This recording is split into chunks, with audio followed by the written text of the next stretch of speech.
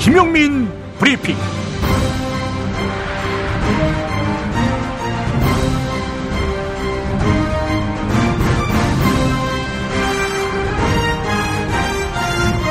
(2017년 3월 6일) 월요일입니다. 이번 주 탄핵 심판 결정이 있을 것으로 예상됩니다. 내일쯤 결정 기일을 언제로 할 것인지 정한다고 하는데요.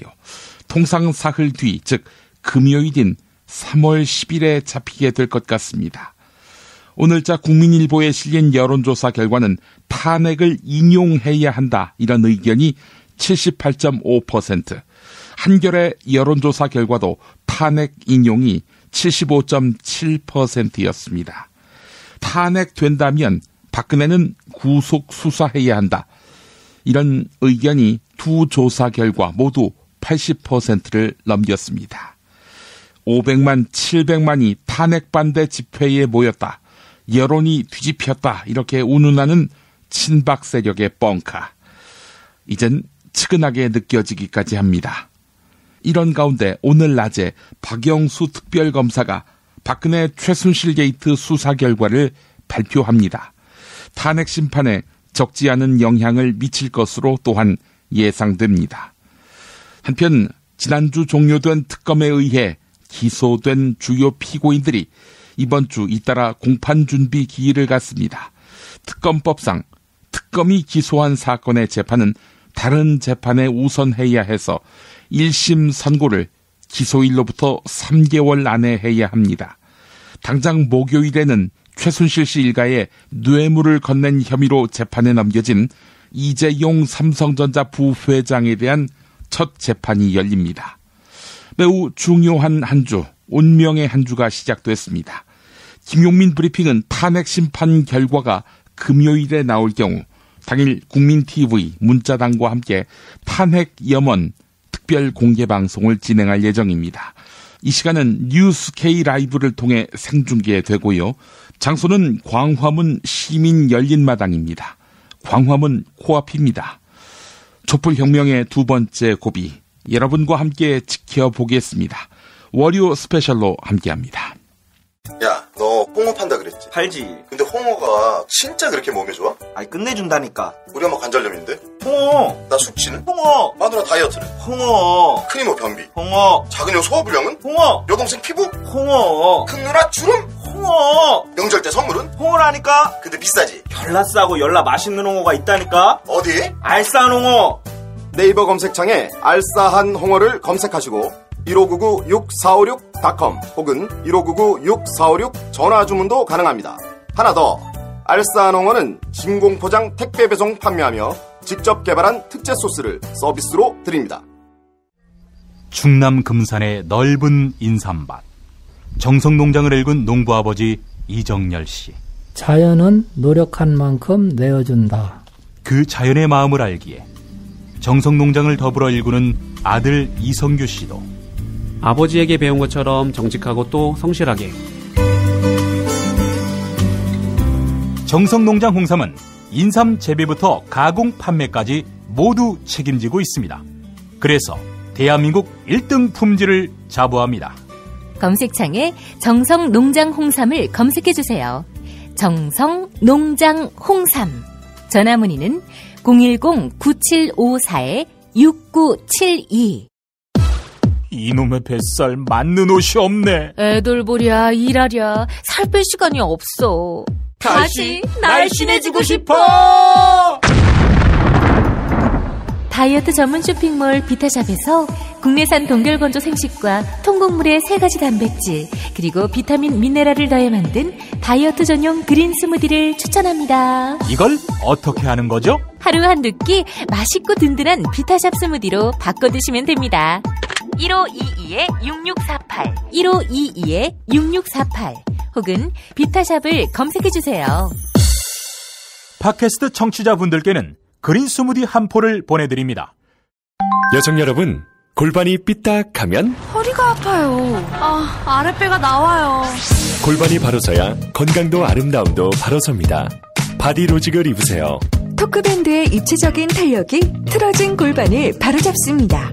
간편하고 확실한 골반 교정 타이즈 바디로직.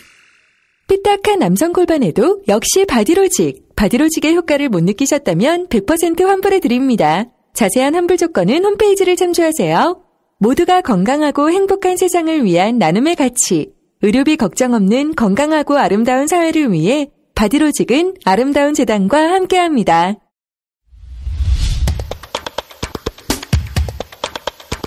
팟캐스트 리뷰로 함께합니다.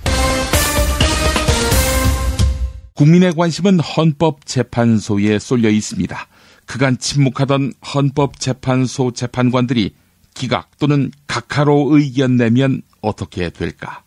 만약 탄핵이 인용됐는데 박근혜가 청와대에서 안 나가고 점거 농성을 벌인다면 어떻게 될까? 아울러 박근혜가 자진하야를 선언해놓고 나중에 말을 뒤집으면 어떻게 될까? 별의별 상상이 다 드시죠? 한겨레가 만드는 팟캐스트 언니가 보고 있다에서 답변의 실마리를 찾아보시죠. 탄핵 심판 상황을 보면은 박 대통령이 지명했던 조용호, 서기석 두 재판관은 거의 말을 하지 않고 관여하지 않았고 그래서 이분들은 반대고 좀 이런 이야기들이 있었잖아요. 예. 그걸 근거로 볼 수가 있나요? 탄핵 심판 전혀 그렇지 전혀 아닙니까? 예. 제가 말이 많다고 딱히 더 그런 건 아니잖아요. 말이 많으니까 의견이 정확히 드러나는 건지. 그리고 원래 저희 흔히 법조에서 농담하는 게 이제 법정에서 이제 피의자를 이제 신문을 해요. 그런데 자꾸 이 부정적으로 물어보고 너 약간 나쁜 놈이라는 식으로 물어보는 건 판사들 역으로 얘기를 해요. 봐주려고 그런다. 오히려 내 마음속으론 이게 죄가 안 된다. 봐주겠다 마음이 있으면 물어볼 때 굉장히 까다롭고 짓궂게 질문한다는 거예요. 그건 실제 판사들이 그런 얘기 하거든요. 그러니까 비치는 모습으로 제 양반이 어쩔 것이다. 그거는 재판관들 사이에서도 그렇게 절대 판단 못 한다고 해요. 그러니까 재판 진행의 어떤 뭔가 테크닉 같은 거겠죠. 그러니까 어쨌든 재판이라는 건 양 당사자가 있는 건데 나는 얘를 갖다 보니까 유죄든 무죄를 선택해. 내가 어느 선택을 하면 상대방 쪽에서는 난리를 칠 것 같아. 그러면은 뭔가 그 과정과 반대되는 행동을 쭉 재판 과정에서 해서 상대방도 어떤 공정성에 대한 뭔가 이런 걸 갖다 조금 강일한 재판관 갑자기 그러니까 마음속으로 지금 우리가 염두해 주신 거지 그런 건가? 네, 전직 재판관들 얘기를 들어보면 정말 직전까지 모른대요. 이게 이것처럼 중요하지 않는 사안이라 하더라도 평일을 꽤 여러 번 했는데도 정말 마지막까지 재판관들끼리 서로 피크닉 가거나 그러니까 그런 회식하거나 서로 회의를 많이 해도 딱 자기 의견 내는 시간이 되기 전까지는 저 사람이 어느 쪽을 택할 것이다라고 모르는 경우가 많대요. 깜짝깜짝 놀라는 경우도 많대요. 우리나라는 얼마나 더 심도 깊게 재판관들끼리 논의가 되는지는 막상 평의 자리는 없어서 모르지만 듣는 얘기 들어보면은 이른바 서로 간에 의견을 주고받고 그리고 실제 협상도 원래는 해요. 나는 아까 말한 것처럼 나는 이 부분 동의 못하는데 당신 의견 그건 내가 동의 못하지만 서로 그러면은 이 부분을 갖다 우리가 한번 좀 의견을 구해서 해보자 이런 것들 되고 이제 이런 것들이 이제 미국 연방 대법원 이런 데 대법관들이 서로 레터를 주고받으면서 나는 이런 의견인데 이런 것들이 다 이제 남거든요. 근데 우리는 이제 그런 것들이 별로 없고 하긴 하지만 기본적으로 좀 그런 의견 교환 같은 게 외국에 비해서는 좀 빈도나 아니면 주고받는 의견의 수준이라는 게 조금 깊지는 않은 것 같아요. 아주 나의 속내를 다 드러내거나 이런 건 아닌 것 같고 그래서 막판 최종적으로 이르렀을 때 당신은 어떤 생각이요? 해봤을 때 보면 깜짝 놀라는 경우도 있고 근데 지금 들리는 얘기는 걱정하는 얘기들도 있지만 이걸 갖다 기각 의견을 쓰기가 쉽지 않을 것이다. 이 논리 구성이 아마 이 오랫동안 법률가로 생활해온 수십 년 헌법재판 법률 재판이랑 해왔던 사람들로 해서는 정말 안면 몰수하고 하지 않는 이상 그 논리 구성하고 그걸 갖다 소수 의견을 쓰기가 쉽지 않지는 않을 것이지 않느냐라는 것이 어떤 얘기죠. 지난주에 다뤘던 주제 이제 박근혜 대통령이 혹시 헌재 선고 전에 자진 사퇴하지 않겠냐. 저는 헌재가 만약에 탄핵을 결정한 이후에도 박통이 이제 초유의 청와대 점거농성을 막루를 쌓고 경찰 특공대를 투입해야 되는 경우도 생기지 않을까 하는 때 봤을 때 그러면 우리 최희정 씨 청와대에서 하리 꾸미면서 밤새면서 경찰 기자 하는 거지 이제. 아 근데 진짜 이게 사람들이 많이 궁금해하잖아요. 만약 박 대통령이 그 사퇴를 하면 헌재는 그러면 이제 평일을 중단해야 되느냐. 아 그거는 제가 말씀드릴게요. 네. 그 질문 나올 것 같아서 제가 여기 오기 전에 그 전종익 그 서울대 로스쿨 교수한테 네, 전화를 해봤어요. 그래서 그 어떻게 하느냐. 근데 이거 그러니까 그 박 대통령이 어떤 형식으로 사퇴를 하느냐에 좀 달라지는데 일단 또 사퇴 형식에 따라서 그렇죠. 다르지만 어쨌든 그 선고 전에 청와대를 떠난다. 그러니까 효력 발생이 생긴다라고 하면 아마 헌재는 일반적으로 각하를 하기가 유력할 것이다. 그러니까 짐을 싸서 그냥 떠난다. 진짜 삼성동으로 돌아간다. 청와대에 떠난다. 그 효력이 헌재 선고 전에 자진 사퇴한 게 발생을 한다 그러면 헌재 입장에서는 이제 일반적으로 각하를 하게 된다. 왜냐하면 국회에서 소추안을 처리할 가능성은 그렇게 크지 않으니까 여론 때문에. 헌재에서는 예전에 그랬다고 하는데 판례대로 거의 각하 쪽에 가까울 것이고 다만 이제 일부 재판관들이 반발을 할 수도 있잖아. 이거 계속 진행을 해야 된다. 근데 그게 계속 진행을 하려면 6명이 넘어야 되는데 6명이 넘기가 쉽지 않으니 아마 각하가 될 가능성이 크다. 그리고 또 뭐 이제 전 교수는 이런저런 그 변수를 얘기를 했는데 그렇게 얘기하면 너무 복잡해져서 일단 그럼 박 대통령이 사퇴 형식이라고 하는 거는 뭐가 다른 거예요? 그냥 사퇴를 그러니까 하느냐? 형식이라는 게 이제 저번처럼 사퇴하겠다 선언만 해놓고 뒤에 절차가 말만 하고 실제로 절차를 안 밟을 경우에 왜냐하면 지금 사실상 헌재 선고가 한 열흘도 안 남았잖아요. 열흘도 안 남았는데 이게 뭐 선고 전에 뭐 바로 이 효력이 발생하는 사퇴를 해야지 선언만 해놓고 그러면 이건 사람들이 생각하기에 저 헌재 선고 막으려고 하는 거 아니냐, 뭐 이제 그 정도밖에 안 비치기 때문에 실제로 떠나야 돼, 효력이 발생해야 된다라는 거죠. 그러면 각하할 수도 있다. 어떤 분들이 진짜 되게 이제 박근혜에게 계속 속았던 분들은 사퇴한다고 하고 그다음에 헌재가 선고하지 않고 각하하고 그러면 다시 계속 하겠다고 할까봐. 그러니까 그게 뭐 엄청난 혼란이 생길 텐데, 그러니까 이제 효력 발생이 이제 가시화돼야 헌재가 이제 각하를 할 수 있다. 박근혜가 헌법재판소 판결 전에 사임할 경우를 상정하고 한 발 더 들어가 볼까요? 박근혜는 누구한테 사표를 내느냐? 대통령 사임 절차와 관련한 법이 미비한 것은 사실입니다. 만약 박근혜 말만 믿고 사표를 받고 헌법재판소가 사건을 각하시키면 어떻게 할까요? 헌법재판소 변론 경험이 많은 이재화 변호사가 민주사회를 위한 변호사 모임의 팟캐스트 판캐스트에 나와서 했던 말입니다. 사직서를 제출을 하더라도 수리를 해야 공무원관계가 소멸합니다. 네. 그런데 뭐 이제 임명직 공무원 같은 경우는 임명권자가 있으니까 별 문제가 없는데 선출직 공무원 같은 경우는 어떻게 되느냐. 그러니까 예컨대 국회의원이나 지방의원 같은 경우는 자기가 뭐 징계 대상이 되거나 아니면 본인이 국회의원을 하고 싶지 않다고 그러면 사직원을 제출할 자유는 있는 건데 그렇죠. 그 수리는 국회의원 같은 경우는 국회가 의결로서 수리를 하게 되고요. 수리행위가 지방의회도 지방의원 같은 경우도 지방의회가 의결로서 수리를 하도록 돼 있거든요. 네. 단지 국회의원이나 지방의원 같은 경우는 징계 대상인 경우, 즉 징계 절차 회부된 경우에는 수리를 할 수가 없는 겁니다. 그렇죠. 네. 그러면 대통령 같은 경우는 임명권자는 결국은 유권자라고 볼 수 있는데 유권자라는 것은 단일한 인격체가 아니잖아요. 그렇게 되지면 결국 국민의 대표기관인 국회가 이 부분을 의결로서 수리를 하는 겁니다. 아직 뭐 정확하게 그런 입법 기술은 없지만 종합적인 체계적인 해석을 해보면 그래야 마땅하다. 대통령제 국가에서는 다 그렇게 하고요. 미국도 결국 상원이 다 수리를 하는 거고 네. 우리 그 나라도 그 이승만 대통령의 선례가 있죠. 아, 제가 그때는 안 태어나가지고. 네. 그 4.19 혁명 이후에 네.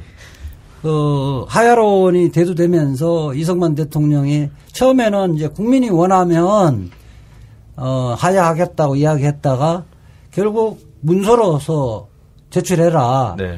그 사직서를 문서로 받아서 국회가 본회의를 거쳐서 만장일치로 그 사직서를 수리합니다. 본회의 거치고 그 부분을 선포를 하죠.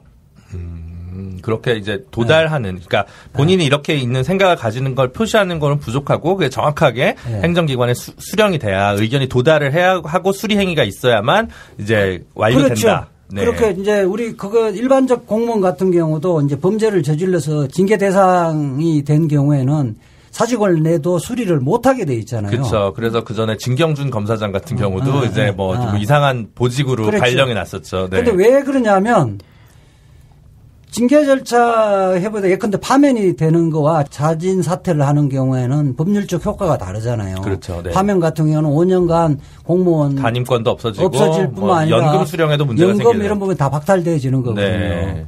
그러니까 대통령 경우도 마찬가지예요. 전직 대통령 예우에 관한 법률에 그 각종 연금이라든지 혜택을 보려면 그든 뭐 비서관이라든지 운전기사 각종 경호 뭐 이런 공공시설 이용권 이런 부분들이 있는데 만약 탄핵되지면 그게 다 박탈되지는 거거든요. 그렇죠. 네. 그런데 이제 대통령이 만약에 제처럼 해석하지 않으면 네.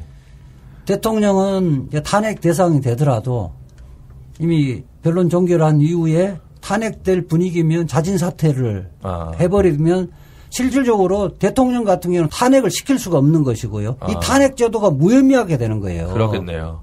그러니까 이제 예를 들어 뭐 전두환, 노태우 두 사람 같은 경우는 나중에 형사소출을 된 거지만 저희는 헌법재판이니까 헌법재판으로 탄핵에 해당하는데 뭐 형사처벌을 안 했다. 그런 경우에 그러면 그 사람은 사실은 전직 대통령 예우에 관한 법률에 관한 모든 혜택을 볼 수 있는 이런 불합리와 불상사가 생기는 거 아니겠습니까? 네, 그렇죠? 물론 이제 박근혜 대통령은 뭐 탄핵이 안 되더라도 이재용이 뇌물 공여자가 지금 구속돼 있기 때문에 네. 뇌물수수 등의 혐의로 유죄 판결을 받을 유죄 것이고. 판결을 받으면 물론 그런 전직 대통령 예우에 관한 법률상의 혜택은 받을 수가 없는데 네. 그 확정돼야 되잖아요. 그렇죠. 확정될 때까지 상당한 시간이 걸리는 거죠. 네네.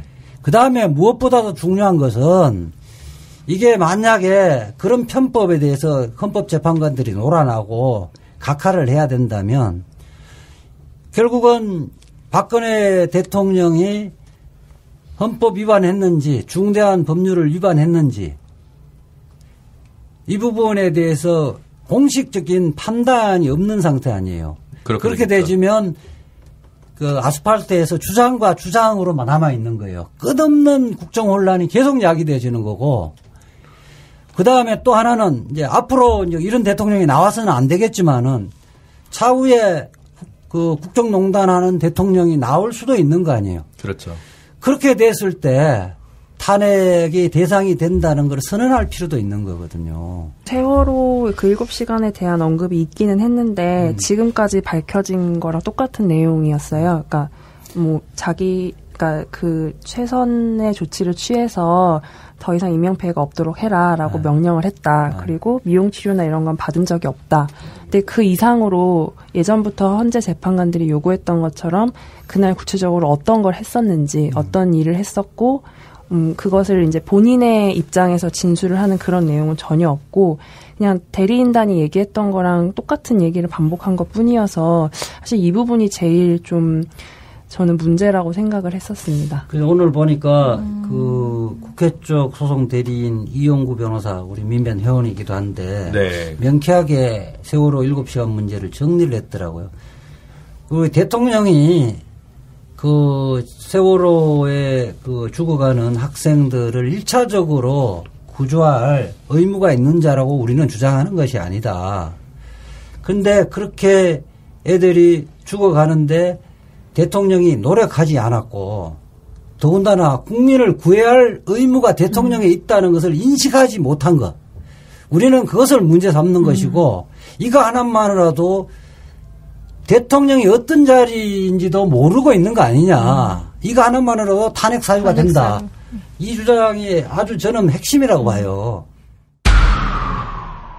마지막으로 이번엔 더불어민주당 서울시당 팟캐스트 서당캐를 들어봅니다.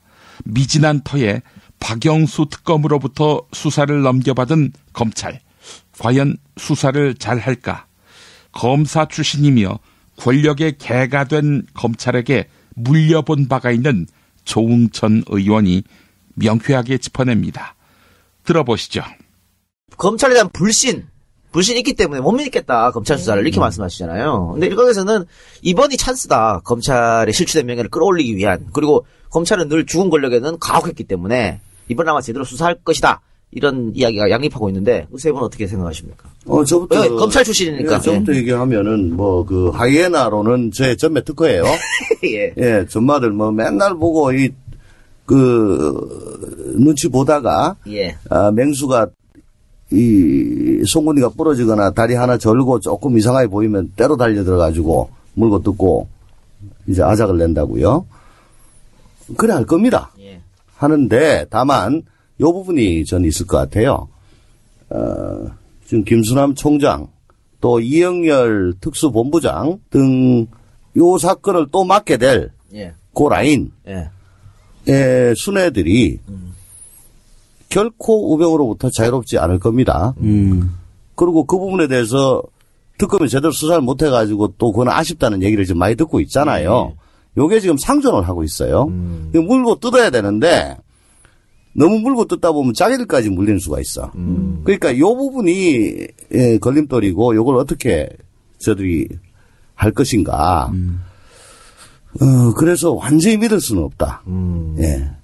예측은 어떻게 보십니까? 우선 재벌부터 물고 뜯을 겁니다. 재벌. 롯데 뭐 있죠. CJ, SK 등등등등. 그러니까 삼성은 와 우리만 그러나 자들도 다 같이 했는데 지금 그럴 거 아닙니까? 그러니까 재벌 물고 뜯으면서 시간을 좀 보내겠죠. 그 사이에 탄핵되고 또 대선 정국으로 넘어가고 간 보면서 이건 그냥 어떻게 넘어갈 수 없을까라고 그렇게 일단은 시간 좀 벌 걸로 보이죠. 일단 시간 벌기? 저는 이렇게 얘기하면은 굉장히 막 우리가 이제 마지막 전선은 이미 뚫린 것처럼 하고 하는 얘기를 들리실까봐 가정입니다. 과거.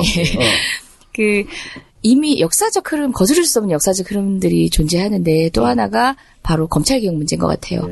지금 한두 시선을 회피한다고 해가지고 될 문제가 아니고 우병우 라인이라고 해서 그 조직 논리에 자유로울 수 없다고 보거든요. 그래서 어느 정도까지는 검찰이라 하더라도 무시할 수 없는 어떤 이제 수사에 대한 명령을 자기들이 이행해야 되는 역사적 흐름을 느끼고 있을 것 같아요.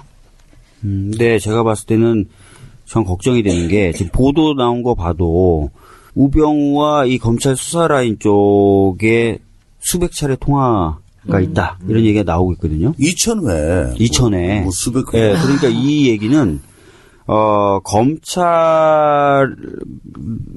사실은 이 게이트, 최순실 박근혜 게이트에서 자유롭지 않다는 거예요. 그렇기 때문에 아마 조 의원님이 말씀하신 대로 이 부분에 있어서는 거의 수사가 안 될 가능성이 있다라는 생각이 들고 저는 그래서 공수처도 길을 쓰고 막으려고 하는 것 같아요. 왜냐하면 공수처가 수사 대상으로 삼는 게 검찰이거든요. 공수처가 만들어지고 나서 이 사건을 뒤집어 볼 수 있거든요. 그러니까 사실은 공수처를 막는 것도 제가 봤을 때 지금 김수남 총장을 비롯한 이 라인의 개인적 이해관계도 있다고 봅니다. 사실 공수처 얘기 지금 잠시 곁으로 비껴나고 있지만 우리 당의 법사위 위원들만이 아니라 법조인 출신 조금이라도 목소리를 높이는 사람들은 담당을 정해서 상당한 로비들을 하고 있거든요. 그런 것들의 이렇게 결을 보면 일단은 뭐 이해한다. 검찰도 개혁의 필요성이 있고 뭐 하는데 심지어 우리 입장에서는 설마 그걸 던져? 하는 것까지 던지면서까지 공수처만큼은 막으려고. 나한테는 포기했구나. 아무 로비도 안 하던데. 로비해도 안 되는 사람이라고 생각합니다. 그러니까. 저도 한 번 찾아왔을 뿐인데 하여튼 공수처는 무조건 안 된다는 거예요. 그러니까 국가가 유일하게 합법적으로 폭력을 행사할 수 있는 거죠. 근데 그 폭력은 국민을 위해서 행사를 해야 되는 겁니다. 근데 국가 폭력이 나에 대해서 행사되는 걸 저는 경험을 했잖아요. 네. 이게 왜 이러지? 왜 이러지? 그걸 한번 당해보면은 그게 내가 몸담았던 검찰 조직이었어요. 이놈의 조직은 정말 물어! 그러면 가서 물고, 놔! 그러면 놓고, 그건 뭐 제가 개런티 합니다. 100%. 그리고 우리 위대하신 황교안 권한대행께서 발표할 때, 연장 승인 거부하면서 발표할 때, 만에 하나 주 검찰의 수사가 미진하여 다시 별도의 수사 체계가 필요하다고 판단되면 정치권에서 협의하여 새로운 특검 등을 추진할 수도 있을 것입니다. 이거는 그 부분은 죽어도 못한다. 제가 보기에. 그렇죠. 그러면 대통령이 인용이 난다고 가정했을 때 이 검찰로 넘어갔으니까 박근혜 대통령을 소환해서 구속해서 수사가 되는 건가요? 어떻게 되는 것이죠? 아니, 시한부 기소 중지가 되면은 이렇게 보시면 돼요. 딱 해당되는 것들만 추려가지고 이쁘게 포장해서 위에 라벨 붙이고 딱 봉인해 놓은 거죠. 예. 그러니까 시한부란 거는 지금 현직 대통령이기 때문에 헌법에 의해 가지고 소출을 할 수가 없다. 그러니까 제한이 풀리면 봉인을 뜯고 시작하는 거죠. 근데 그렇게 되면은 3월 초중순에 이제 탄핵이 인용이 된다. 인용이 되면은 일단 제기를 해야죠. 사건 제기를. 제기는 다시 제자 일으킬 기자 해가지고 다시 이제 사건을 시작한다는 뜻입니다. 그럼 이제 그 기록을 끄집어내 가지고 최대한 빠른 시일 내에 소환을 해야 됩니다. 근데 아마 방대한 기록 때문에 기록 검토하고 어쩌고 하다 보면은 그렇게 시간이 빨리 되지는 않을 거예요. 그런데 신병 처리는 그거하고는 좀 별개입니다. 이제 소환을 하고 조사를 하고 해서 범죄의 소명이 되고 그다음 증거의 인멸의 우려나 도주의 우려가 있다고 판단된다 하면은 그때 가서 이제 영장을 하는 거죠. 제가 왜 이런 질문을 드렸냐면 방금 조 의원께서 시간이 좀 걸린다 그랬잖아요. 그러면 인용되고 나서 2달 안에 대통령 선거가 돼야 되는데 만약에 정권이 교체가 되면 새로운 대통령이 들어서자마자 박근혜를 구속하게 비추는 게 상당히 부담스럽단 말이에요. 그러니까 정권이 교체되기 전에 구속돼야 새 정권이 부담이 없다. 이런 말씀에서 제가 한번 여쭤본 거거든요. 그럴 겁니다. 특검 연장 승인을 굳이 안 한 것도 지금 쇠가 완전 달궈진 상태이기 때문에 여기서 그냥 때리면 되는데 앞으로는 또 달궈가지고 풀무지를 하려면 시간이 많이 걸리거든요. 특검을 연장을 했다면은 이 상태에서 만약에 탄핵이 인용이 됐다. 그러면 아마 그 즉시 소환을 해가지고 조소받고 조금 고민하고 청구하거나 청구 안 하거나 두 개 중에 하나를 일주일 내에 아마 끝낼 거예요. 근데 검찰로 넘어가야 되면 이게 뭐 한 달이 될지 두 달이 될지 알 수가 없는 거죠. 그거 다 알고 그렇게 한 거죠. 예, 그거 때문에 그거 때문에 그런 거고 다음 정부에 대해서 정부적인 부담을 줄 수가 있는 거고 더 나아가 다음 정부에까지도 필요 없이 탄핵 인용 이후에는 급속도로 대선 전국으로 들어가게 되는데 그러면 아마 주류 언론들이 우리 당 유력 주자들한테 물을 겁니다. 당신은 어떻게 생각하냐? 신병에 대해서. 구속해야 된다고 생각하냐? 안 한다고 생각하냐? 그걸 또 정치로 활용하려고 하겠네요. 그렇죠. 광고 듣고 최동석 칼럼 김프로이드로 이어갑니다. 야, 김창회! 이 새끼 어디 갔어? 이병 김창호! 야, 너 임마 저번에 애니메이션 보라고 존만인가 그거 가르쳐줘서 내가 다 찾아봤는데 안 나오던데? 존만이가 아니라 존바라라고요. 좀비할 때 좀, 바보할 때 바. 존바라라고? 유튜브에 존바라 TV 구독이요, 구독. 정권 교체를 함께 염원하는 판촉물 쇼핑몰 네피알 기념품, 답례품, 기왕이면 네피알로 인터넷 검색창에 입력하시거나 032-519-4800으로 전화하세요. 카카오톡 아이디는 네피알. 현대인의 몸에 있는 독 어떻게 치유할까요? 아로니아라는 열매에 강력한 효과가 있습니다. 검색창에서 장봉근 아로니아를 찾으시고 1522-1194로 하시면 됩니다. 여성의 노화 예방은 물론 음주 속셈에 시달리는 남편에게 성장기 어린이 발육과 뇌 발달도 정도 원마? 네이버 검색창에 정도 원마 전화 080-777-6776. 살이 꽉 찬 데다가 막까지 끝내줘. 일본 바이어들이 환장하며 찾는다는 최고급 러시아 냉동 대게. 네이버 카페 대게 직거래 장터에 들어오셔서 선택하세요. 1644-9047. 참치의 맛은 좋은 참치가 좌우합니다. 구이동 대양 참치가 그렇습니다. 무한 리필에 더한 무한 감동. 직접 경험해보세요. 구이동 대양 참치 02-455-8087.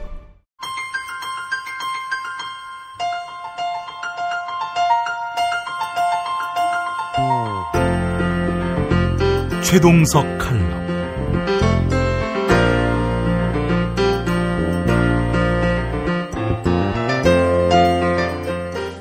안녕하십니까, 최동석입니다.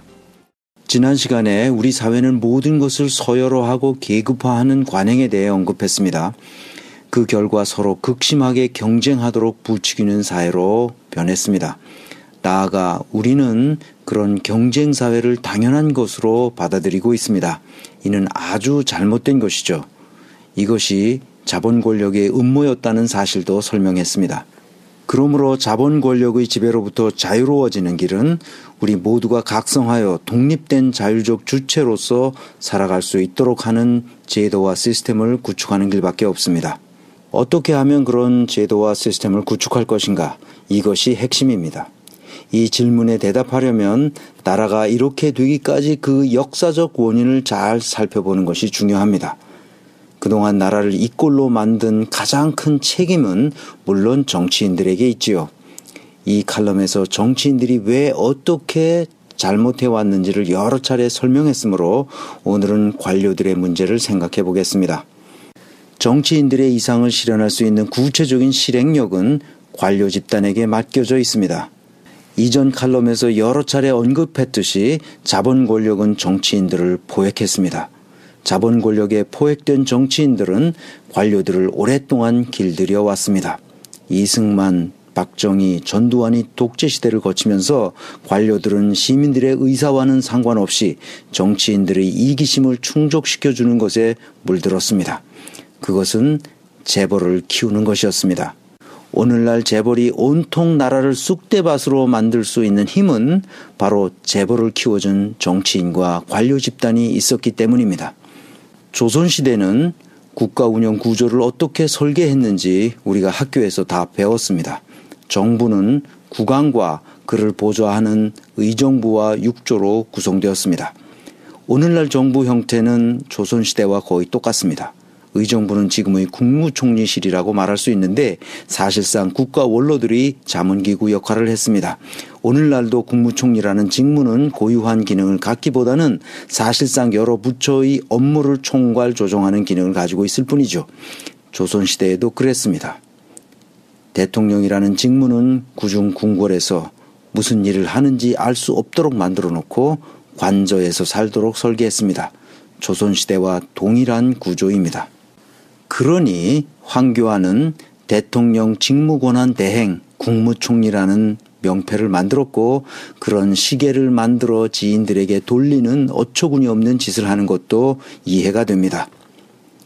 독일의 앙겔라 메르켈 총리가 베를린 시내의 암 쿠퍼그라벤 6번지라는 임대주택 4층에 살면서 총리 집무실로 출퇴근하는 것과 대조됩니다. 민주주의 시대에 왜 관저와 공관들이 있어야 하는지 모르겠습니다. 군국주의 시대의 권위주의 산물이 아직도 청산되지 않았습니다. 아무튼 조선시대는 2호 예병형공이라는 6개의 부서에서 각각 독자적인 소관 업무를 담당하고 있었습니다. 이 중에서도 2조, 호조, 예조라는 세 관청이 막강한 권력을 휘둘렀습니다. 이 명칭에서 보듯이 2조는 예전 총무처를 포함하는 내무부와 같습니다. 국가의 모든 관원들을 선발하고 이동발령을 내고 그리고 인사평가까지 담당했습니다. 가장 막강한 권력을 가지고 있었습니다. 6조의 맨 앞에 있는 관청이었으니까요.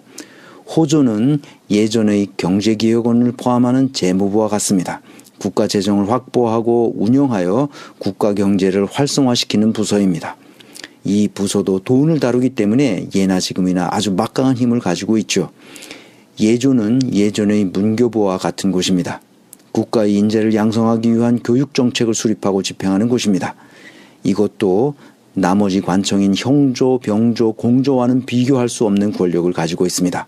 성리학의 나라인 조선은 사람을 가르치고 육성하는 일에 온 힘을 기울였기 때문입니다.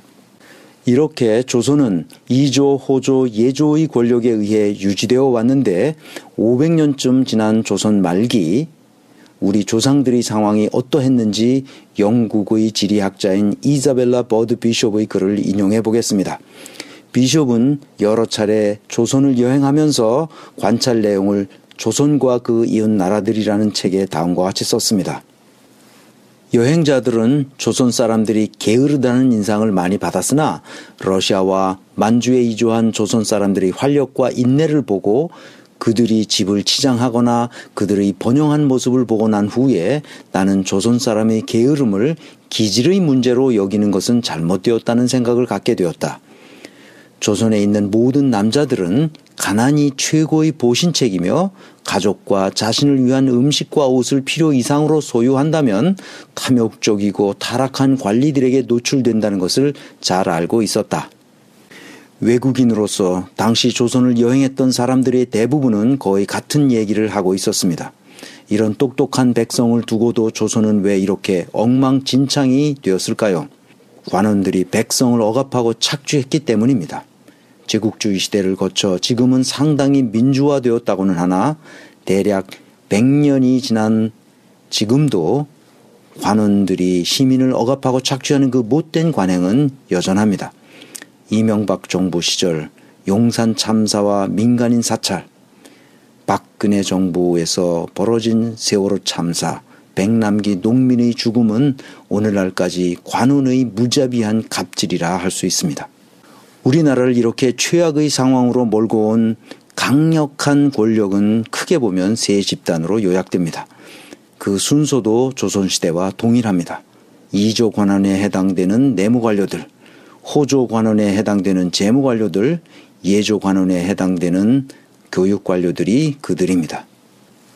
우리나라를 이 꼴로 만들어 온 가장 중요한 집단이 내무행정을 맡은 관료 집단입니다. 내무관료들은 지방 분권을 반대하면서 중앙 통제 시스템을 강력하게 주장해왔습니다. 지방은 스스로 자립할 수 없고 시민들이 아직은 민주주의 의식도 없기 때문에 중앙에서 통제하지 않으면 안 된다는 주장을 해왔던 것이죠. 말도 안 되는 주장인데 그런 주장이 먹히던 시절이 있었습니다. 그러다 김대중은 지방자치를 하지 않으면 안 된다는 결기를 가지고 단식투쟁을 통해 지방자치제도를 입법하게 됩니다. 87년 체제의 헌법에는 분명하게 지방자치를 하도록 규정되어 있었지만 그리고 그 헌법 조문에 근거하여 지방자치법을 제정했지만 그것이 시행되기까지는 10년 가까운 세월 동안 유야무야 되곤 했습니다. 중앙 통제를 하려는 정치 세력이나 내무 관료들에 맞서 시민들이 투쟁하지 않으면 안 되었습니다.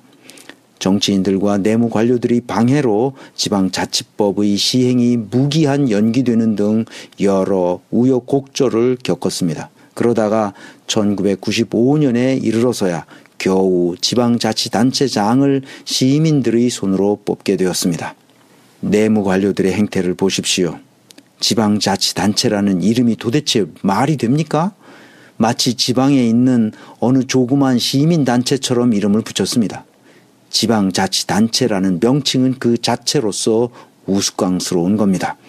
서울시 정부, 경기도 정부, 강원도 정부와 같이 명백한 정부입니다. 지방정부도 독자적인 정부입니다. 내무 관료들이 어떻게 해서든지 지방정부의 위상을 무너뜨리려고 노력해왔습니다. 지방재정을 중앙정부가 틀어주고 있기 때문입니다. 국가 운영을 이런 식으로 해서는 안 됩니다. 중앙정부가 있고 그 아래에 지방정부가 있는 게 아닙니다. 서로 역할이 다를 뿐입니다. 중앙정부가 해야 할 역할이 있고 지방정부가 해야 할 고유한 역할이 있는 것입니다. 앞으로는 지방자치단체라는 족보도 없는 이름을 버리고 분명하게 지방정부라는 고유한 명칭을 써야 할 것입니다. 조선시대와 일제강점기의 국가운영 방식과 그 태도를 그대로 지니고 있는 내무관료들이 어떤 꼼수도 쓰지 못하도록 지방정부와 중앙정부 간의 역할 분담을 분명하게 정립해야 할 것입니다. 그것은 아주 분명합니다. 조직설계의 가장 중요한 원리인 보충의 원리에 따라 운영하면 됩니다. 현대 조직설계 이론에서 보충의 원리는 매우 중요합니다. 아무리 강조해도 지나침이 없습니다. 이 원리는 조직설계 이론에서 조직 구성원들의 인간으로서의 존엄성을 존중하고 보호하는 원리이기 때문입니다. 중앙정부와 지방정부는 이 보충의 원리에 따라 역할을 분담하면 됩니다. 그리고 중앙정부와 지방정부의 재정도 50%씩 부담해서 균형을 잡아야 할 것입니다. 우리나라를 이 꼴로 만든 두 번째 세력이 바로 재무관료 집단입니다. 옛말로는 경제기획원과 재무부 관료들입니다. 독재 권력의 시녀 노릇을 하던 재무관료 집단은 자신들의 이익을 위해서라도 재벌을 키우지 않을 수 없었습니다. 재벌이 그들의 밥이었기 때문이었습니다. 적어도 제가 한국은행에 근무할 당시 80년대만 해도 재무부나 경제기획원 과장쯤 되면 재벌 회장들을 만나주지도 않을 만큼 재무관료들의 위세는 대단했습니다. 재벌 회장이 사무실 복도에서 몇 시간씩 기다리게 하는 것은 일도 아니었으니까요. 재무관료들은 은행장들에게 전화해서 어느 재벌에 얼마를 대출해라 마라 할 수 있었습니다. 이쯤 되면 재벌 회장들도 바보가 아니죠. 재무관료들을 구워 삶으면 모든 문제가 해결된다는 것을 잘 알았으니까요. 재벌과 재무관료들은 서로 공생관계로 묶이게 되었습니다. 재무관료들은 퇴직을 해도 평생을 남부럽지 않게 살 수 있었습니다. 재벌들이 뒷배를 봐주기 때문이었죠. 행정고시를 붙은 젊은 사무관들은 이런 선배들의 뒤통수를 보고 배웠습니다. 이렇게 선후배들이 서로 밀어주고 당겨주는 끈끈한 관계를 형성했습니다. 전관예우는 법조계에만 있는 현상이 아닙니다. 전관예우는 모든 공직에 만연한데 이런 현상이 특히 악마적으로 나타나는 곳이 재무관료 집단입니다. 이를 마피아에 빗대어 머피아라고 부르고 있습니다. 우리나라를 이 꼴로 만들어 온 세 번째 집단이 있습니다. 교육관료 집단인데요. 조선시대의 예조에 해당하는 관원들이죠. 교육관료들이 정신상태는 정말로 글러먹었습니다. 이들이 국가교육 정책을 수립하고 집행해온 인간들입니다. 이들은 국가가 원하는 충효의 정신으로 무장한 훌륭한 성품을 가진 인간을 만들어야겠다고 생각한 사람들이었습니다. 이들은 진실로 조선 성리학으로 무장한 사람들이었습니다. 그들은 인의 예지가 조화롭게 발휘되는 인간을 양성하는 것이 목표였습니다. 그런데 어떻게 되었습니까? 조선은 날이 갈수록 부정부패에 찌들어갔고 결국은 국가 존립이 불가능한 상태가 되어 조선은 스스로 무너지고 말았습니다. 이 칼럼을 지속적으로 들어온 분들은 알겠지만 인간의 타고난 성품이나 기질은 잘 바뀌지 않습니다. 조선 성리학은 인간에 대해 무지했던 것입니다. 잘 바뀌지 않는 성품을 바꾸려고 무단히도 애를 썼으니 말입니다. 인간은 정도의 차이가 있을 뿐 누구나 선한 본성과 악한 본성이 함께 혼재되어 있기 때문에 악한 본성을 없애고 선한 본성만 남아있는 훌륭한 인간으로 개조할 수 없습니다. 그래서 직무설계와 조직설계를 통해 선한 본성은 드러나게 하고 악한 본성은 억제되도록 해야 합니다. 이것이 바로 조직이론이 추구하는 목표입니다. 조직이론에서는 인간을 훌륭한 성품으로 만들려는 어떤 노력도 하지 않습니다. 왜 그럴까요? 소용이 없으니까요. 그러므로 제가 아는 한 독일인들이 만들어낸 조직이론은 이 지구상에서 가장 발달된 것으로 보입니다. 제가 이렇게 말하는 이유는 국가 운영의 게르만 모델이 인간의 존엄성을 존중하고 보호하면서도 높은 생산성과 창의성을 발휘하고 있기 때문입니다. 다시 말하면 기업 조직에서 계급적 질서가 없기 때문에 어떤 명령이나 통제도 없고 서열화하여 경쟁시키기보다는 서로 협력하도록 하니까 일하는 시간이 아주 적은데도 불구하고 높은 생산성과 창의성을 발휘한다는 말입니다. 이것이 바로 인사조직 이론가들이 추구하는 목표입니다. 그러나 안타깝게도 조선 성리학에는 조직이론 자체가 아예 없었습니다. 조직이론이 없으니 온통 일이 잘못되면 사람을 탓했습니다. 오늘날도 조선시대와 똑같은 일이 벌어지고 있습니다. 박근혜 최순실 사태를 보십시오. 그 사람에게만 모든 것을 집중하지 우리 사회의 구조와 시스템과 프로세스에서 어떤 것이 문제를 일으켰기에 이런 국가적 참사가 발생하는지에 대해서는 별로 관심이 없습니다. 박근혜, 최순실, 김기춘, 우병우, 조윤선 같은 인간들은 한국이라는 사회 구조와 시스템과 의사결정 프로세스가 만들어낸 괴물들입니다. 우리는 이 괴물들을 처벌하면 문제가 해결될 것처럼 생각하지만 그렇지 않습니다. 오늘날 교육관료들의 행태를 보십시오. 공교육을 지옥의 상태로 만들어 놓은 장본인들입니다. 교육부 고위 관료가 민중을 개, 돼지로 말했잖아요. 실수로 나온 말이라고요? 천만에요. 이것은 조선시대로부터 내려오는 오래된 관원들의 백성에 대한 태도입니다. 하나도 바뀐 것이 없습니다. 한편에서는 고결한 성리학을 줄줄 외워대면서 다른 한편에서는 백성들을 억압하고 착취하는 행태를 보여왔습니다. 이것이 조선의 두 얼굴이었습니다. 겉으로는 창의와 인성을 강조하면서 뒤로는 학생들을 극심한 경쟁 체제로 내몰고 있습니다. 이것이 오늘날 교육 관료들의 두 얼굴입니다. 자, 이제 정리해 보겠습니다. 내무관료, 재무관료, 교육관료들이 집단을 이루어 우리나라를 이렇게 만들었습니다. 가난 때문에 자살률이 세계에서 가장 높은 나라가 되었습니다. 노인 빈곤율이 세계에서 가장 높은 나라가 되었습니다. 출산율, 범죄율, 정부의 투명성 등 어느 하나도 좋은 통계 자료를 볼 수 없습니다. 시간이 가면 갈수록 더욱 악화되고 있습니다. 시민들은 불안해서 앞을 내다볼 수도 없습니다. 젊은이들은 우리 사회에 희망이 없어 이민 가는 것이 최선이라고 말합니다. 그러나 이민 가는 것도 배부른 소리입니다. 이민조차 갈 수 없는 지경에 처한 사람들이 있습니다. 계급사회에서 최하층에 떨어진 사람들은 조선시대의 노비처럼 비참하게 살아야 합니다. 그래서 많은 사람들이 불안에 떨고 있습니다. 이 불안의 시대, 우리는 어떻게 해야 할지 생각해 보는 시간을 마련했습니다. 불안의 원인은 우리 사회에서 인간의 존엄성이 파괴되고 있기 때문입니다. 언제 어디서 어떤 불행이 닥칠지 예측할 수 없는 상황에 살고 있기 때문입니다.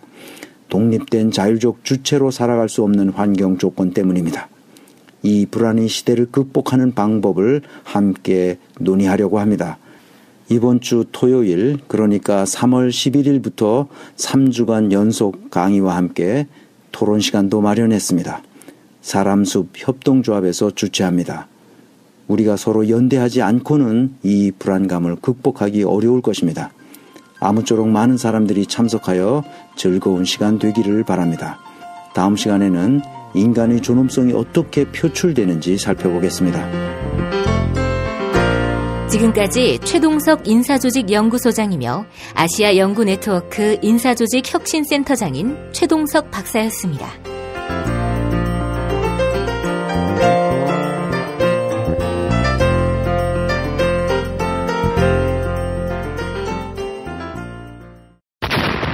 금으로 된 방을 줄까, 은으로 된 방을 줄까, 아니면 동으로 된 방을 줄까? 그런 거 말고 중개 수수료 없는 직거래 방으로. 아니 그럼 네가 알아봐야지. 그런데 직거래 불안하지 않나요? 걱정 마세요. 두꺼비 세상이 있습니다. 진정한 소유자와 계약하는 건지 이중 계약은 아닌지 등의 문제는 물론 집주인이 나중에 보증금을 안 돌려주면 나 대신 소송까지. 아, 여기서 끝이 아닙니다. SNS 공유만 해도 내 방에 권리 침해는 없는지, 융자는 얼마나 있는지 모두 알 수 있습니다. 웹에서도 앱에서도 두꺼비 세상. 야, 딴지마켓 좀 봐봐. 이담채 김치 게시판 지금 보고 있어? 왜요? 뭐가 문제 있나요? 야, 어떻게 하나같이 맛있다, 예술이다, 감탄했다, 물건이다, 또 재주문했다 이런 글만 올라올 수 있지? 이거 공작의 냄새가 나지 않아? 아무래도 그런 것 같아. 이담채 김치 게시판에 작전 세력이 개입한 거 아닐까요? 그럴 리가요. 이담채 김치는 맛있는 김치 말고는 따로 자랑할 게 없습니다. 드셔보시고 판단하세요. 포털 사이트에서 이담채 김치. 주문 전화는 1544-4586 1544-4586. 술자리 많은 연말연시, 가뜩이나 속상한 세상. 새싹당 콩차를 선물하세요.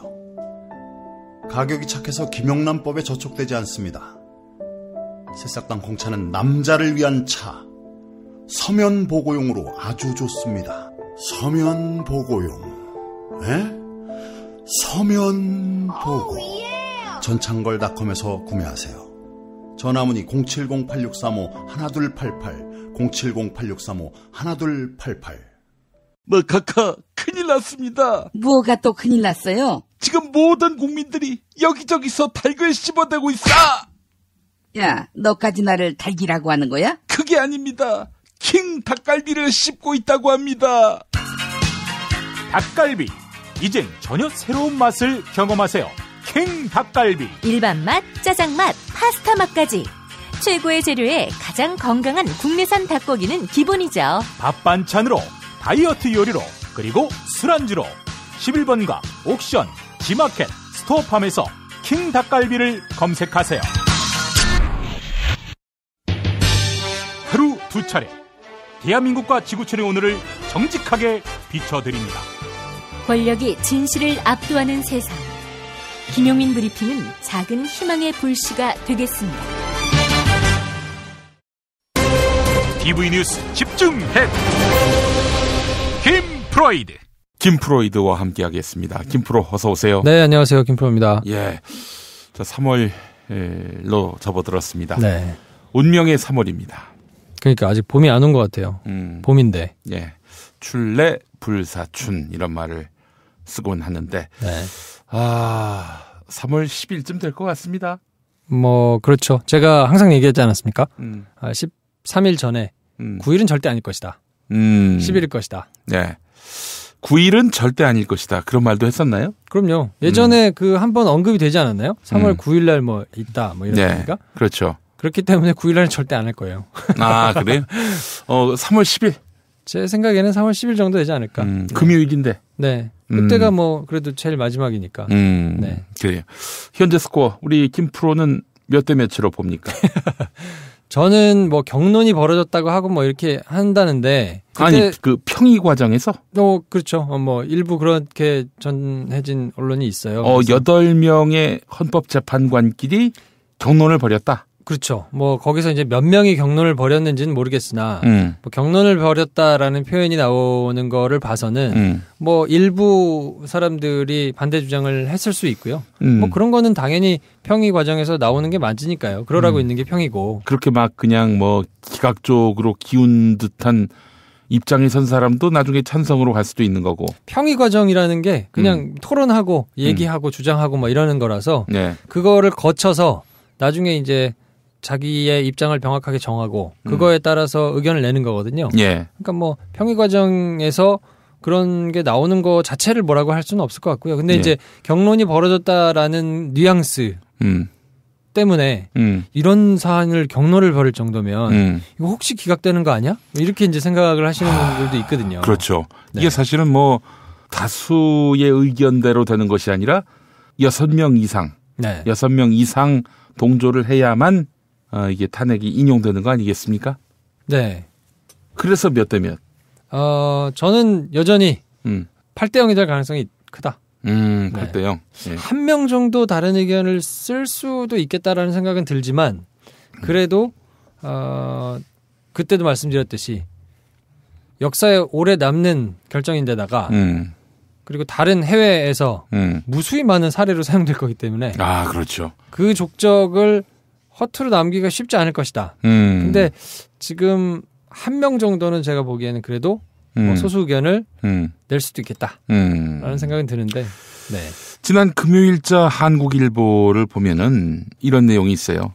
다른 헌법 재판 관련해서는 뭐 법전을 던지는 등 막 고성이 오가는 건 물론이고 막 법전을 던지고 뭐 그렇게 얼굴 낯빛을 붉히는 그런 일도 있지만은 글쎄 이 보도에 따르면은 재판을 통해서 이미 쟁점은 다 드러났기 때문에 이번 평의는 판단이 성숙돼 있다 이렇게 보도가 돼 있어요. 네, 아무래도 왜냐하면 상식적으로 보기에 이게 보통 헌법재판소에서 나오는 결정들을 보면 간통죄가 폐지되는 게 맞느냐 안 맞느냐 예. 뭐 이런 거는 예.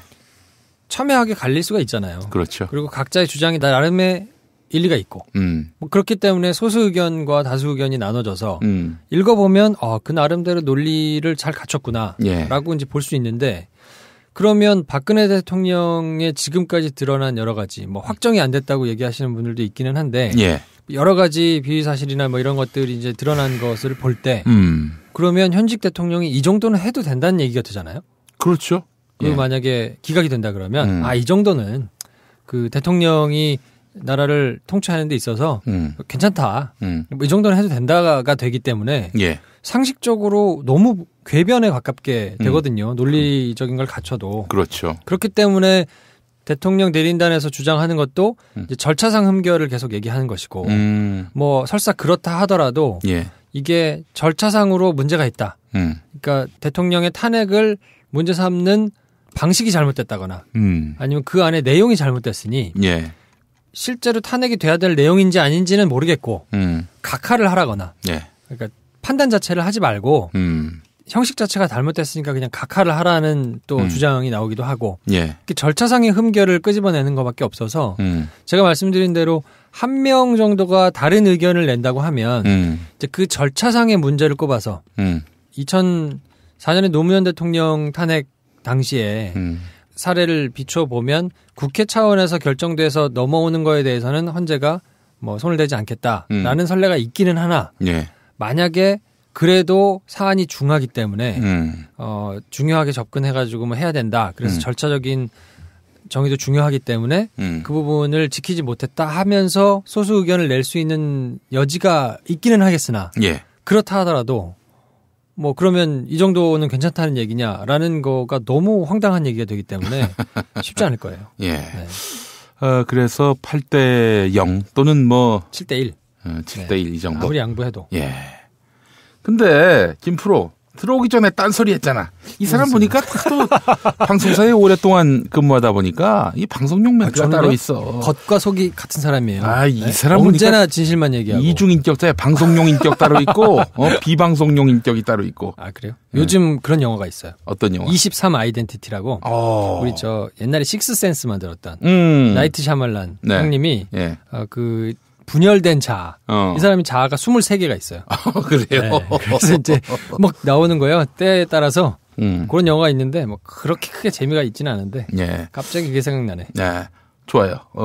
한 2개 자라고 합시다. 우리 김프로. 아니 변호사들 만났더니 기각 쪽에 힘을 실더라. 뭐 그런 얘기 했잖아요. 지금. 기각 쪽에 힘을 실는 건 아니고 저는 사실 이렇게 갸우뚱하게 생각하는 것 자체가 되게 놀랍기도 하고 그랬는데 일부 법조인들을 만나서 이제 뭐 여기서 제가 말씀드리는 일부 법조인들을 하면 뭐 변호사도 있고 뭐 검사 판사도 있고 뭐 그런데 현직? 다 현직이죠. 검사 판사라 그러면 다 현직 아니겠어요? 변호사는 그런데 이제 판사 검사 같은 경우는 전직일 수도 있잖아요. 전직도 있고. 전직도 있고. 얘기를 들어보면 몇 명을 만났어요?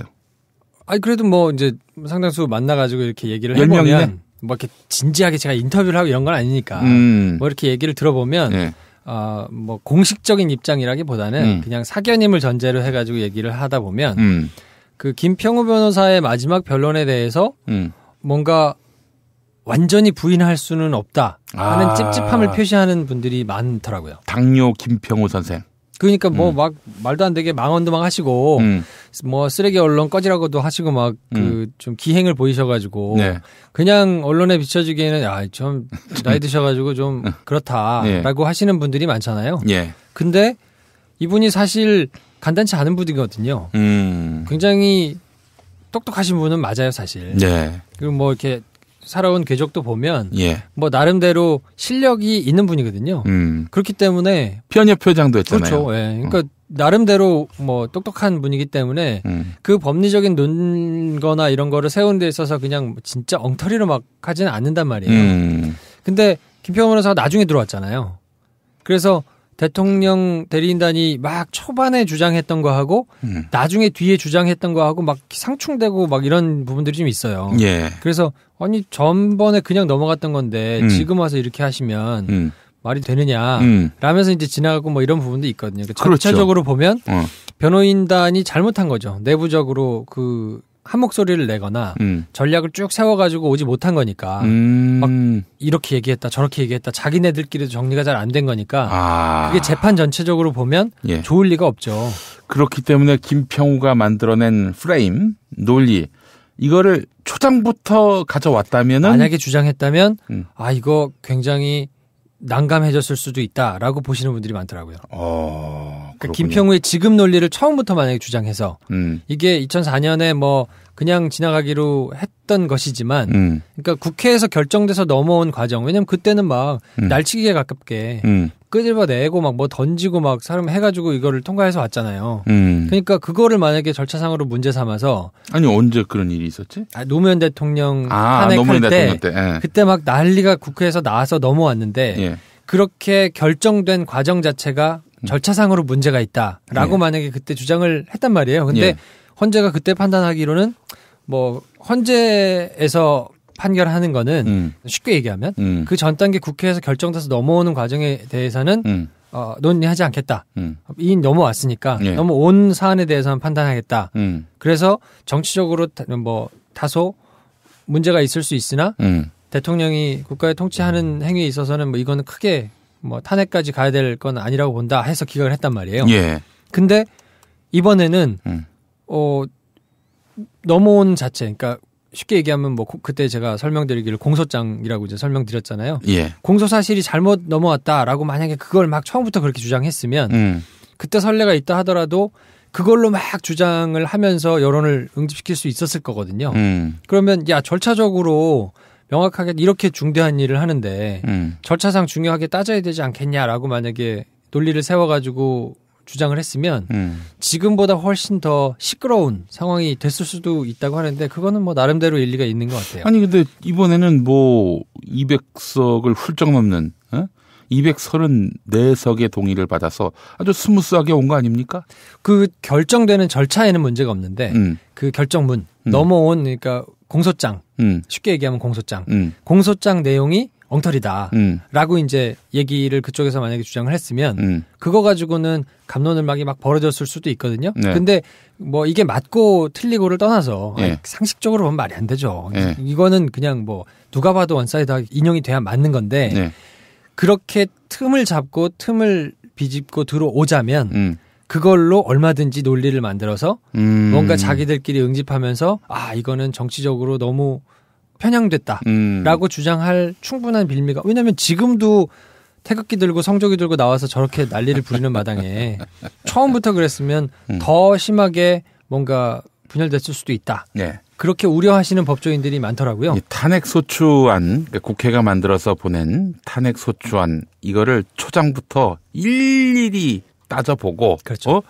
여기에 그 틈새 말하자면은 맹점 이런 것들을 결함. 들춰내고 그렇게 해서 초장부터 이 소추안 갖고 씨름을 벌였다면 지금의 늦게 들어온 그 김평우가 막 시비를 걸고 뒷다리 잡고 안다리 잡고 하듯이 그때부터 그랬다면은 이 평이가 굉장히 길어지고 결국은 한마디로 탄핵 논의가 산으로 가버리고 그럴 수도 있는 거죠. 이른바 태극기로 불리는 이 친박 단체들의 기세가 더 등등해질 수도 있고 그런데 여간 그때는 신사적으로 나갔다 이 얘기죠. 섞여 있었거든요. 그러니까 대통령 변호인단의 전략이 내용적으로 또 문제가 없다.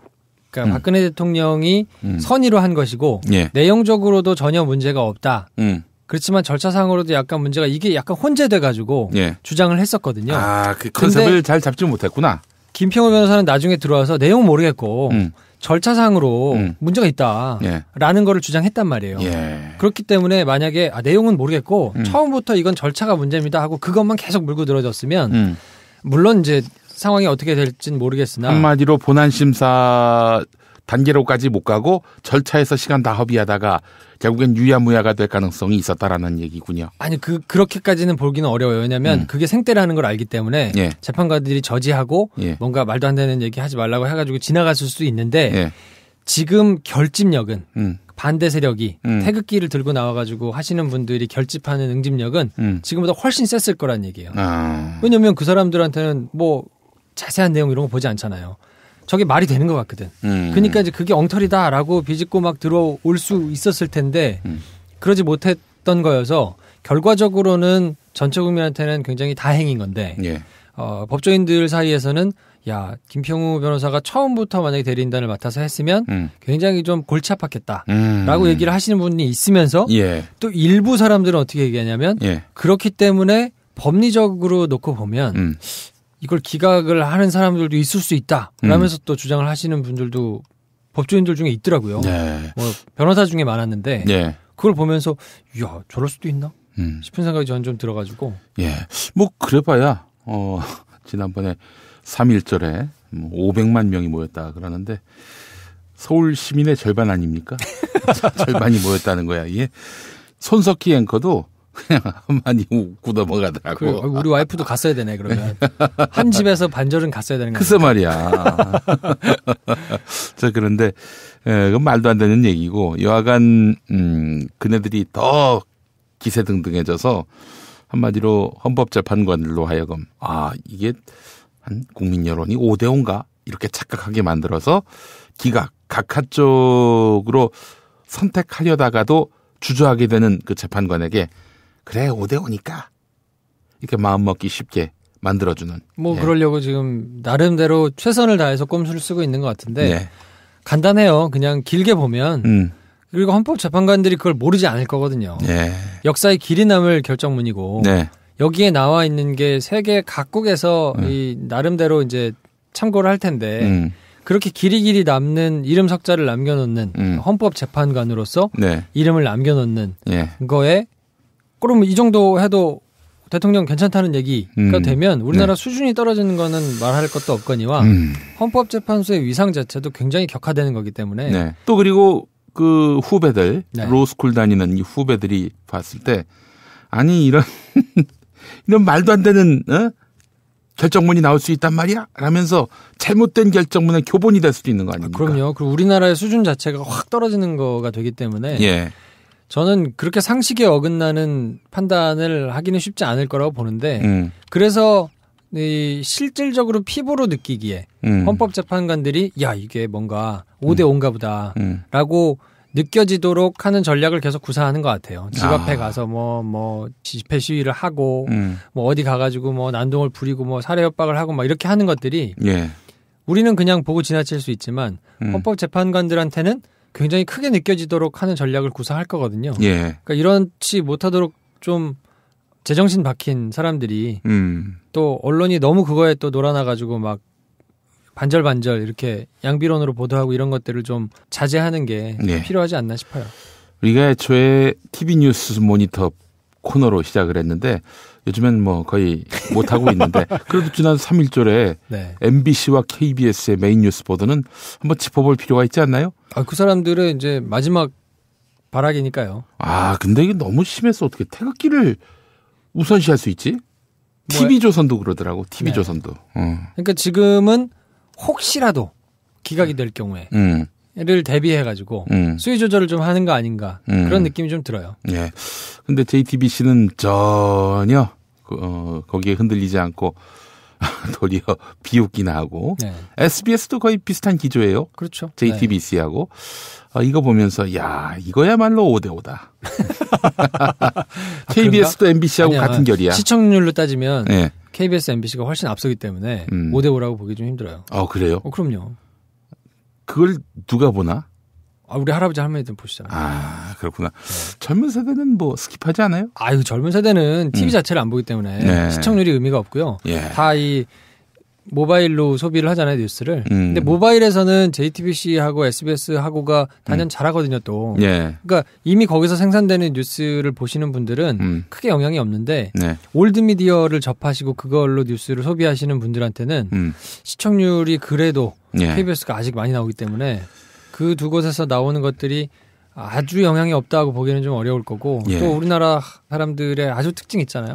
조금 지나가면 잊어버려요, 금방. 맞아. 아무리 큰 걸 갖다 줘도 잊어버리는 분들이 많아가지고 그게 좀 걱정이기는 하죠. 그 한국갤럽이 금요일마다 여론조사 결과를 발표합니다. 그런데 한 달에 한 번쯤은 이제 박근혜 탄핵에 대해서 어떻게 생각하느냐? 작년 12월 탄핵 즈음에는 탄핵 찬성이 81, 반대가 14였고요. 모름이 5. 2017년 2월 탄핵 찬성이 79, 탄핵 반대가 15. 그리고 모름, 응답 거절이 5. 그리고 조금 내려왔네요. 근데 큰 의미는 없는데. 오차범위 아니지 않습니까? 그건 의미가 없다고 봐야 되지 않나? 의미 없죠. 그리고 3월 첫째 주는 어떻게 나왔냐? 탄핵 찬성 77, 그리고 탄핵 반대 18. 그러니까 상승세긴 해요, 반대가. 조금 계속 결집을 해 나가는 거죠. 사람들이 이제 피로하기도 하고. 그렇기 때문에 헌법재판소에서 이렇게 결정을 빨리 신속하게 진행해 왔던 것은 저는 그걸 또 문제 삼는 분들이 있거든요. 그러니까 절차상 문제는 2004년에 이미 한번 선례가 있기 때문에 문제될 게 없다. 하지만 재판 속도는 너무 빠르다. 그래서 조금 좀 문제가 있다라고 보시는 분들도 있는 것 같은데 저는 대통령이 권한이 정지돼가지고 기다리고 있는 기간이고 이렇게 지금 중차대한 문제이기 때문에 국정 중단이야 이게. 빨리 해야 된다. 네. 근데 이제 친박 탄핵 반대 쪽에서는 5대5가 되길 바라잖아요. 계속 그렇게 노력을 하겠죠.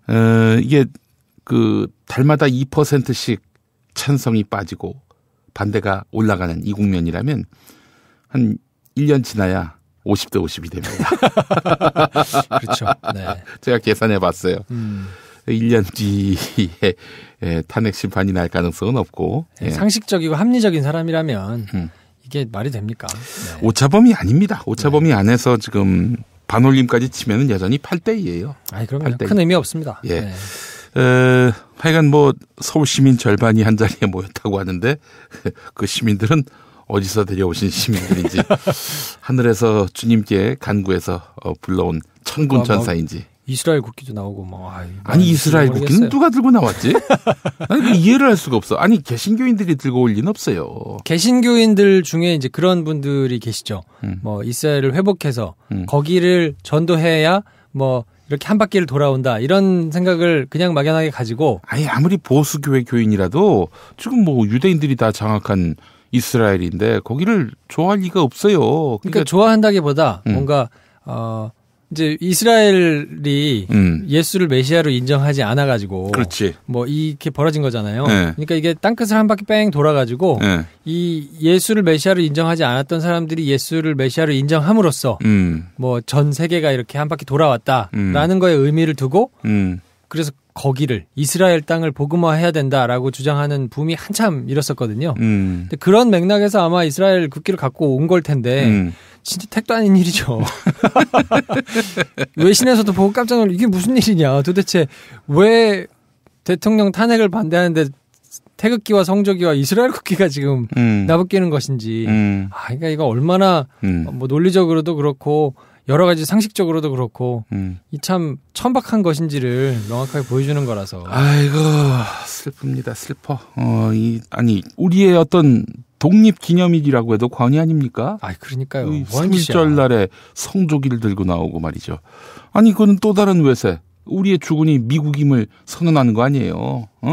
자, 유관순 누나가 보셨으면 어떻게 할 거예요, 이거 지금. 이러라고 지금 유관순 누나가 그 고초를 겪은 게 아닌데 말이에요, 지금. 이러려고 내가 고초를 겪었나 자괴감이 느껴진다. 이 말씀 하실 거예요, 틀림없이. 그러니까요. 자, 어쨌든 뭐 여기까지 우리가 탄핵 심판 이야기 해봤고요. 자, 이번엔 우리 특검 얘기를 안 할 수가 없습니다. 네. 안녕하세요. 내가 중고차를 사고 파는 조광래 중고차 1800-9538 고맙습니다. 한우 사고를 집어넣고 24시간 팔팔 끓인 곰탕 연지연 곰탕. 어린이부터 노인까지 누구나 좋아하는 건강식 연지연 곰탕. 택배로 신청하시려면 010-7252-1114. 김용민 브리핑과 함께하는 브리핑 대리운전 1522-9687. 수익금 일부는 김용민 브리핑 드라마 악인 열전 제작비로 쓰입니다. 1522-9687. 김프로이드. SBS 기자를 지냈고 현재 팟캐스트 기획자로 활동 중인 김프로와 함께하는 시간. 판사들의 부적절한 처신이 도마에 오른 건 비단 어제 오늘 일이 아닙니다. 심판받지 않는 법조 권력의 숨은 이모저모를 파헤쳐봅니다. 김프로이드. 자, 이번엔 우리 특검 얘기를 안 할 수가 없습니다. 네. 박수 받고 특검이 이제 마무리가 됐는데 너무나 안타깝고 분한 마감입니다. 그 전에 우리 팟빵 게시판에 올라온 글이 하나 있는데 그 특검 근처에 사시는 분인가 봐요. 거기 갔는데 이제 근처에 편의점이 있는데 네. 매숙하게 생긴 어떤 분이 이제 음료를 사는데 음료를 사서 하나는 이 편의점에서 알바하는 그분한테 드렸다는 거예요. 누군가 봤더니 그분이 특검이라는 거죠.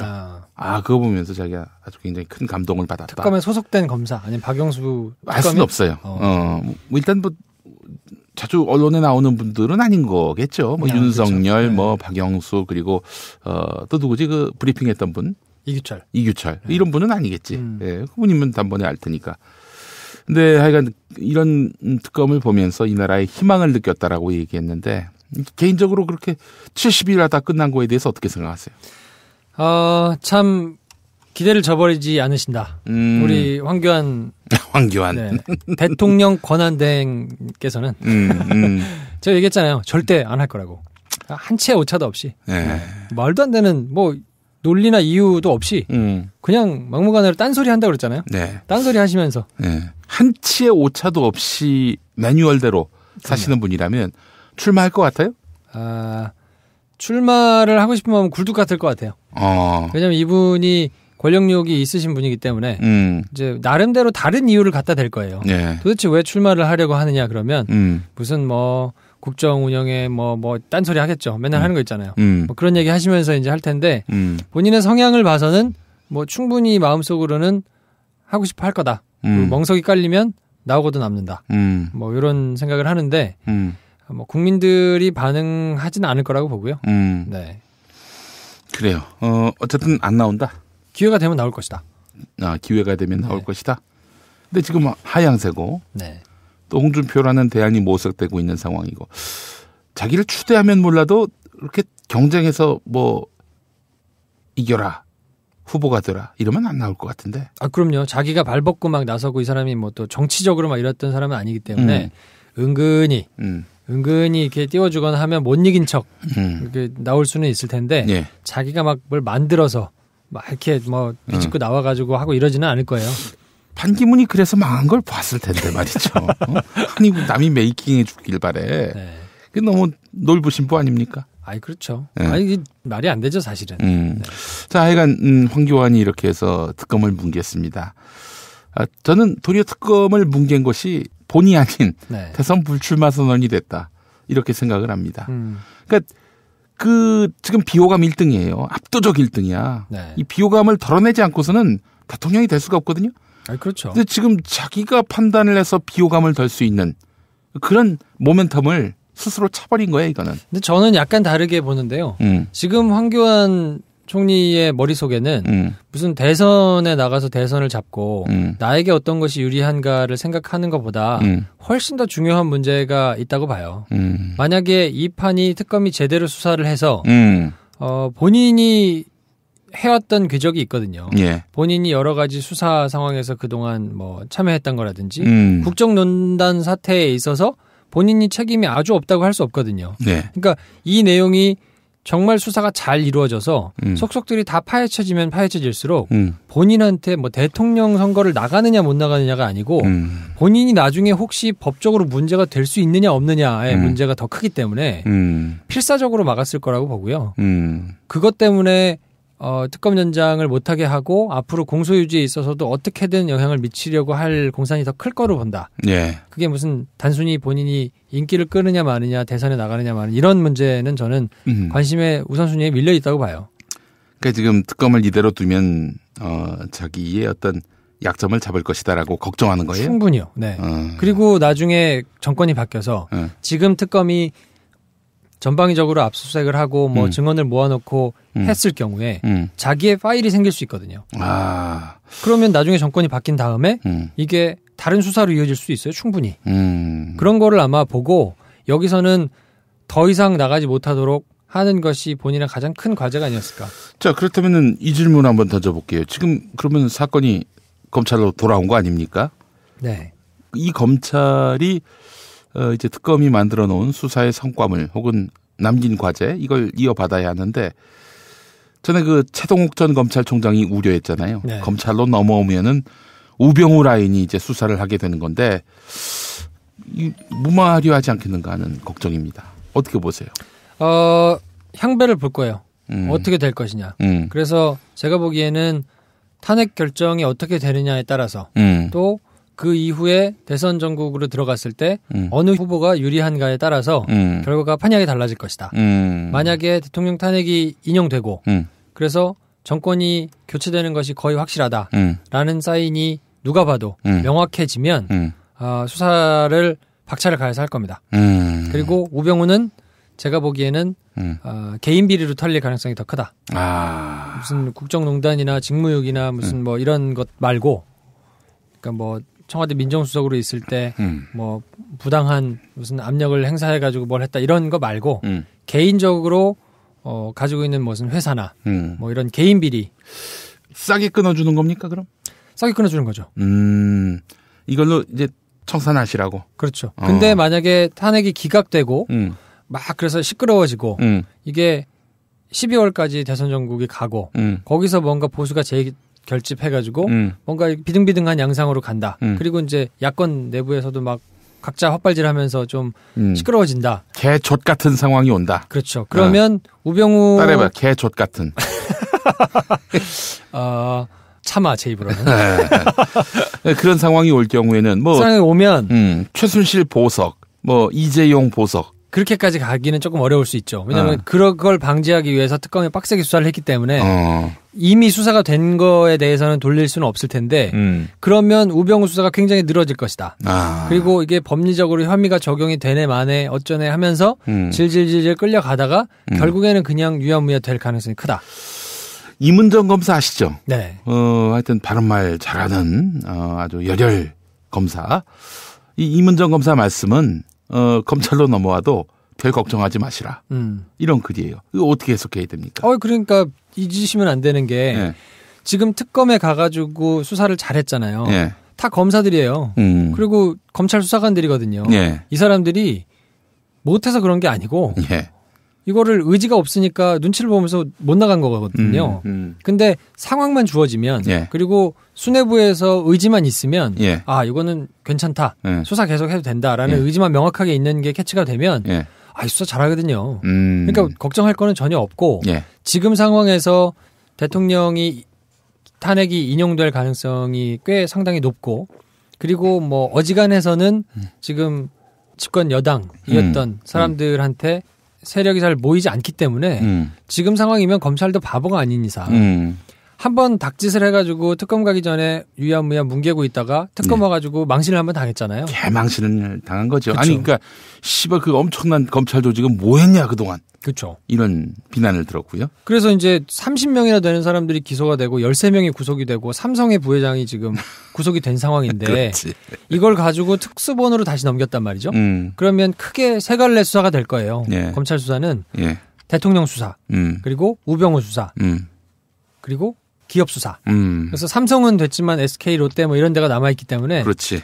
SK 롯데 이런 데도 삼성이 구속됐는데 뭐 그냥 갈 수 없지 않습니까? 그래서 아마 쭉 거기는 세게 달려나갈 것이고 대통령 수사와 우병우 수사는 조금 판단을 할 거예요. 그래서 이게 새가 확실히 넘어오지 않는다라는 게 명확하게 내려지는 순간 달릴 거거든요.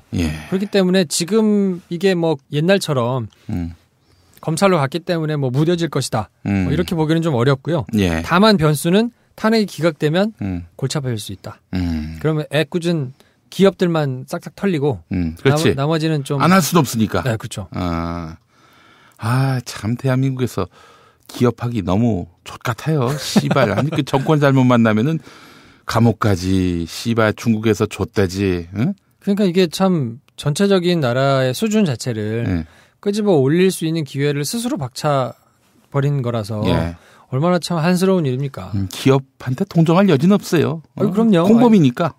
그런데 뭐 그런 빌미를 제공하지 않고 기업이 어쨌든 기업은 이윤을 남기는 것이고 사익을 추구하는 곳이기 때문에 뭐 그럴 수밖에 없는 특성을 잘 알고 그럼에도 불구하고 공익적인 차원에서 나름대로 기여를 하게 하고 정당한 경쟁을 통해 가지고 기업 활동을 하게 만들면 결과적으로는 수준이 올라가는 거거든요. 근데 그럴 수 있는 토양이 우리나라가 뭐 안 됐다고 할 수 없거든요. 이미 경제 수준이나 여러 가지 것들이. 근데 지금 결정적인 순간에 헛발질을 이렇게 하고 있으니까 이게 뭐 20, 30년 전에나 보던 일들을 지금 다시 이렇게 하고 있으니 우리 국민들이 박영수, 윤석열 그리고 이규철 이런 분들 죄송합니다. 딴 분들도 굉장히 중요한 분들 완소도 많은데 일단 기억나는 이름은 이 세 사람이에요. 이 세 사람에 대해서 빚을 진 거 아닙니까? 뭐 그렇다고 봐야죠. 특히나 윤석열 검사 같은 경우에는 굉장히 고초를 많이 겪고 꿋꿋하게 버틴 분이기 때문에 예를 들어서 또 저기 뭐 황교안이나 홍준표가 대통령 되면 또 앞날이 완전히 가시밭길일 거 아니에요. 그때는 이제 변호사 하시겠죠. 타의에 의해서 변호사를 할 수도 있죠. 근데 뭐 이거는 잠깐 제가 페이스북에 쓴 것도 있고 해서 여쭤보고 싶은데 윤석열 검사가 이번 수사팀장이 정권이 바뀌면 어떻게 될 것 같습니까? 글쎄요. 그거야 뭐 어떤 정권이 들어서서 좋습니다. 문재인. 문재인이 됐다. 현재 1위니까. 뭐 검찰총장 한번 하는 것도 좋지 않을까요? 모든 검사들은 검찰총장 하는 게 꿈이기 때문에 그거를 뭐 부인할 수는 없을 거고요. 기회가 된다 그러면 뭐 당연히 검찰총장을 하게 되겠죠. 그런데 이제 과연 문재인 대통령께서 선택할 수 있을까 하는 점 한번 따져볼 필요가 있어요. 윤석열은 안 봐주잖아요. 안 봐주죠.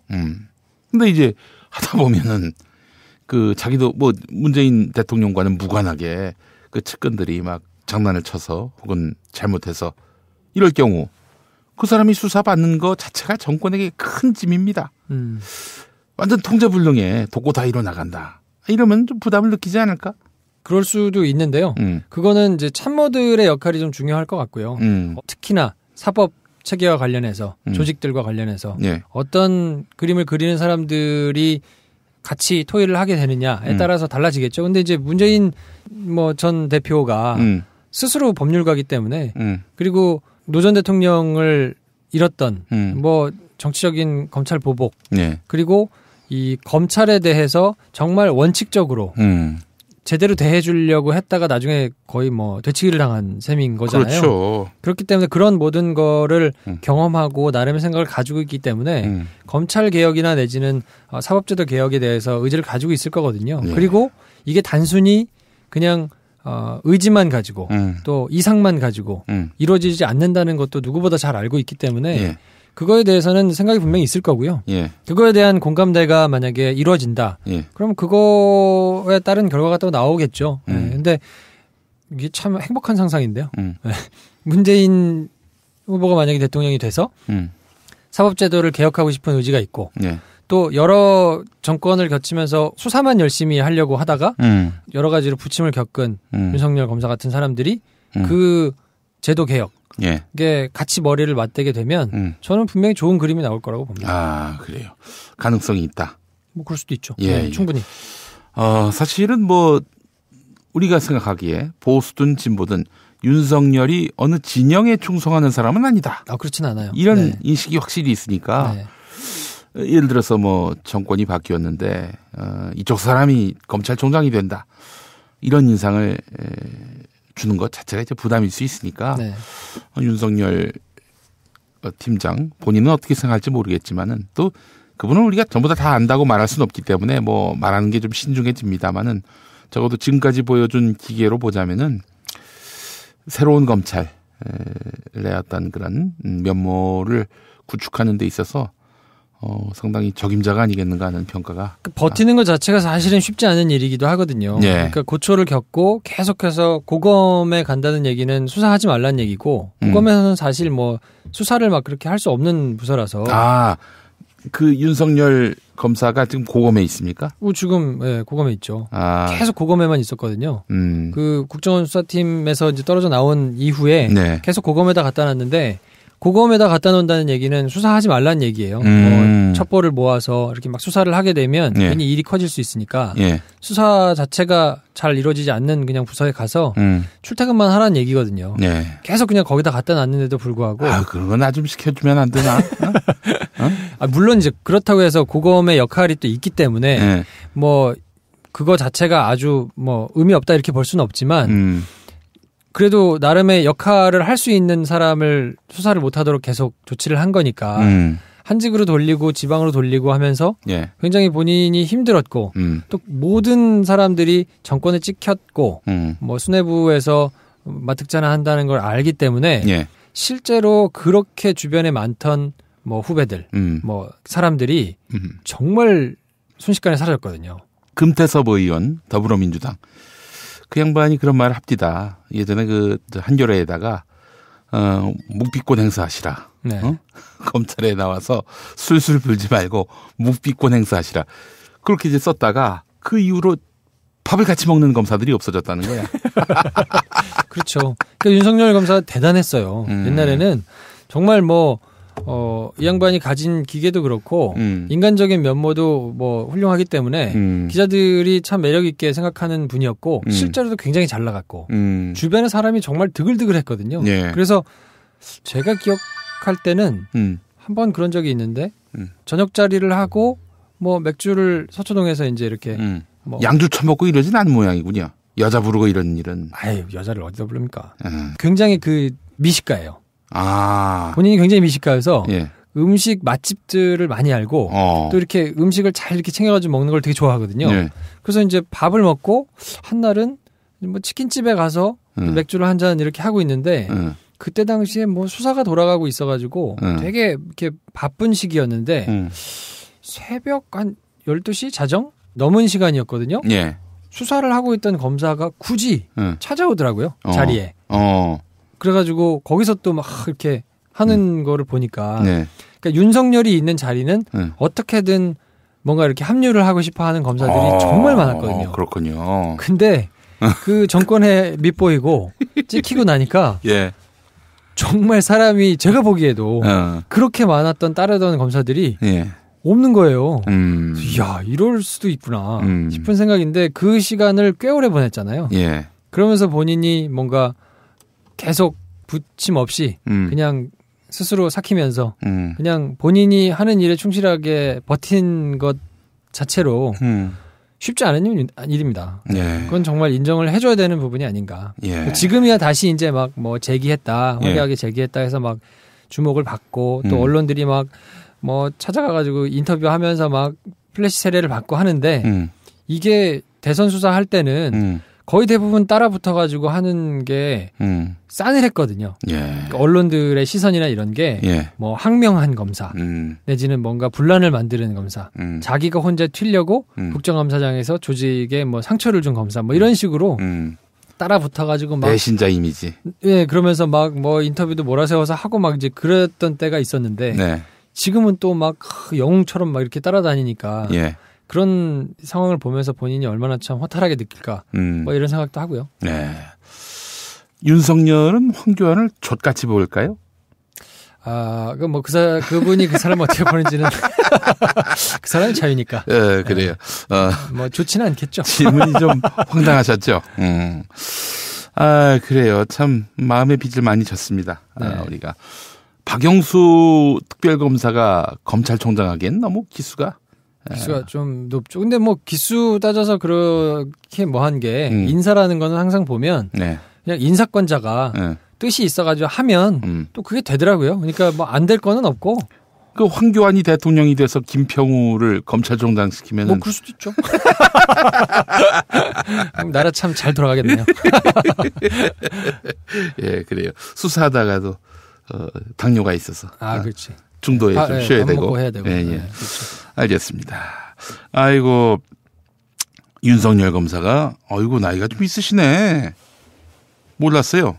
1960년생이었어.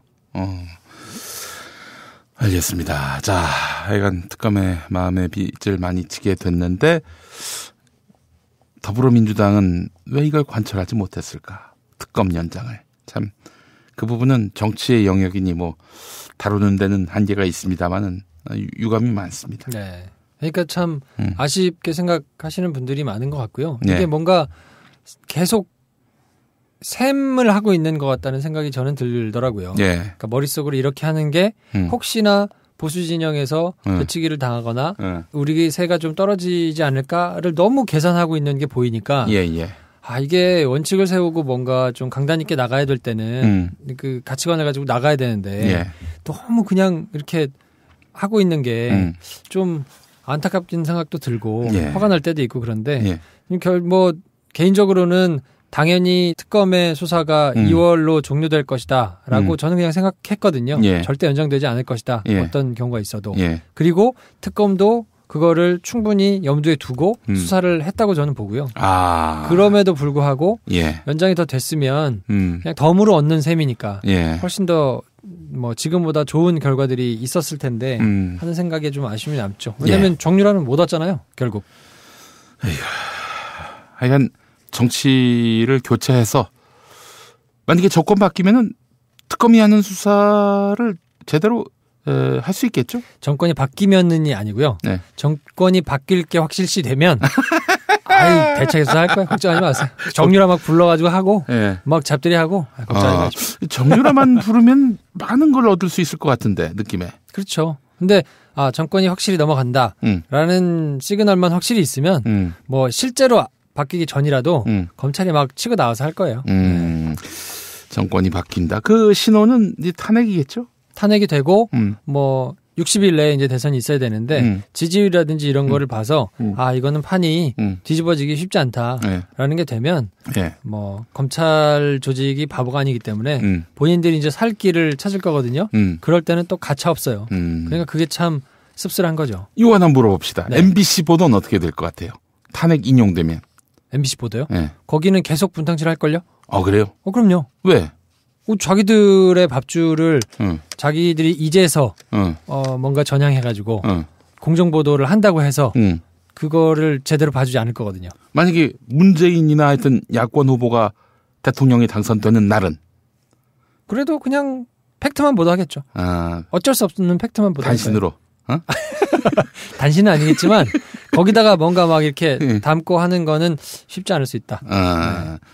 그렇군요. MBC는 이대로 간다. MBC는 이대로 본인들의 뭔가 외압을 받지 않고 그냥 지금 자리들을 지키고 있는 게 최대 지상 과제일 거기 때문에 뭐 김장겸 사장 이하로 잡고 있는 끈을 놓치지 않은 데만 신경 쓸 거거든요. KBS는 좀 다를 것 같은데 어떻습니까? KBS는 뭐 그게 아주 전면적으로 막 드러나지는 않고 또 거기는 조직이 워낙 크기도 하고 방대하기도 하고 또 나름 의식 있는 사람들이 숨어가지고 지금 이렇게 밀정의 활동을 하고 있기 때문에 거기는 상당 부분 그래도 좀 정상화되거나 좋아질 수 있는 가능성이 좀 있다고 보고요. 근데 MBC는 꽤 오랜 진통을 좀 겪을 거다. 왜냐하면 이 사람들이 보시다시피 지금 법이나 원칙을 유린하는 거는 쉽게 막 하잖아요. 그렇죠. 최순실도 막 그랬는데 근데 오히려 자기들이 이제 단죄를 받을 때는 민주를 얘기한단 말이에요. 민주주의를 얘기한단 말이에요. 언론의 자유 얘기하고. 그러니까요. 그리고 뭐 어디 인권위원회 제소하고 막 이런 걸 하잖아요. 아니 세월호 가족들 인권위에서 뭐 나와가지고 그렇게 얘기할 때는 귀등으로도 안 됐던 양반들이 지금 무슨 뭐 유엔 인권에 제소한다고 뭐 이딴 소리를 하고 있는 걸 보면 최순실이가 그런 걸 보면 MBC의 경우도 정권이 바뀌었다 하더라도 지금 정해져 있는 법 그리고 나름 제도 이걸 최대한 활용해서 아니 이거 외압을 행사하면 안 된다. 공정방송 뭐 이따 얘기를 하면서 뭐 어거지를 쓸 거라서 MBC는 꽤 오랜 기간 상당한 진통이 있을 것이다. 그렇기 때문에 차기에 당선되는 야당 대통령은요. 전쟁을 한번 치러야 한다라는 마음을 가져야 합니다. 그렇죠. 근데 이제 그게 얼마나 있을 것인가 꼭 있어야 되는데 본인 입장에서는 또 무기를 갖는 거라고 또 볼 수 있기 때문에 이걸 또 그냥 어물쩡 타협해서 넘어갈 수 있는 여지도 없다고 할 수 없거든요. 그러니까 그거를 좀 제대로 사람들이 좀 들고 일어났으면 얘기를 해야 되는 거 아닌가. 우리 시민들이 지금이야 뭐 대선 국면이니까 될 후보를 밀어주는 차원에서 쉴드도 쳐주고 뭐 적극적으로 응원도 하고 그러는데 당선됐는데도 불구하고 뭐 그냥 권력에 도취돼서 해야 할 전쟁을 하지 않는다? 싸워야지. 혼내야지. 견제해야죠. 지금 상황에 뭐 한 7, 80%는 사실은 언론 탓이기 때문에 언론을 제대로 세우고 공정한 역할을 할 수 있도록 하는 것 자체는 매우 중요하고요. 아니 박근혜를 누가 만들었어? 그 얼간이 박근혜를 누가 대통령으로 만들었냐 이거. 언론이 협조하지 않았으면 불가능한 일이었어요. 언론의 역할이 굉장히 중요하고 큽니다. 사실은. 책임도 크고요. 반성을 해야 합니다. 네. 자, 오늘 김프로가 추천할 영화 네. 어떤 영화입니까? 이번 주에 영화가 굉장히 많이 개봉되거든요. 예. 뭐 우리나라 영화 해빙도 있고 또 뭐 마블 좋아하시는 분은 로건도 있고 뭐 굉장히 많은 영화들이 많이 걸려 있는 상황인데 다 추천하는 영화 추천하면 좀 재미없으니까 저는 핵소고지를 추천합니다. 핵소고지. 핵소고지. 우리나라 백마고지 같이 그 오키나와의 핵소라는 지역의 이제 고지예요. 핵소고기가 아니라 핵소고지. 예. 저 핵소 리치 해가지고 핵소고지인데 예. 이 멜 깁슨이 감독한 영화거든요. 멜 깁슨은 저 사람 아닙니까? 네, 그 패션 오브 크라이스트. 네, 패션 오브 크라이스트도 감독했죠. 그 뭐 브레이브하트 뭐 이런 것도 감독했던 양반이고. 예. 뭐 연출력이 있는 사람이에요. 예. 나름의 사비를 털어가지고 예. 실화를 바탕으로 한 영화가 아니고 실화예요. 네, 그래서 실제로 재밌어요. 그 제칠안식교도여서 양심적 병역 거부자인데 그래서 총을 안 들어요. 예. 근데 자원 입대를 했어요. 전쟁에는 참여하겠다고. 그래요. 의무병으로 참여하겠다고. 의무병으로. 네. 그렇지. 그래서 자기는 전쟁터 가서 사람들을 살리겠다고. 그래서 뭐 지지고 볶고 하다가 결국에는 참전하게 되는데 핵소고지 전투에 가서 꽤 많은 사람들을 살려내거든요. 그 실화를 그린 영화인데 이게 헐리우드에서 꽤 오랫동안 러브콜을 했어요. 예. 극적이니까 예. 영화 하겠다. 예. 근데 이제 이 양반이 종교적인 이 신념이 강한 사람이어서 자기는 유명해지고 싶지 않다. 그래서 절대 허락을 안 하다가 이분이 2006년에 돌아가셨는데 2006년에 돌아가시기 얼마 전에 영화 해도 좋다 이렇게 허락을 해서 이걸 멜 깁슨이 받아다가 영화화한 거거든요. 예. 수위가 굉장히 셉니다. 전쟁 영화의 수위가. 그래서 평론가들은 이렇게까지 막 사실적으로 세게 만들 필요가 있냐. 그러니까 뭐 창자가 터지고 네. 팔다리 잘리고 이런 거. 전쟁이 나오면 정말 저렇겠구나 싶을 정도로 센데. 혹시 예전에 그 라이언 일병 구하기 같은. 그 20년 전에 나왔는데요. 그 영화가 저 가장 초반부에 막 사실적으로 그리잖아요. 어디였더라? 노르망디. 네. 상륙작전.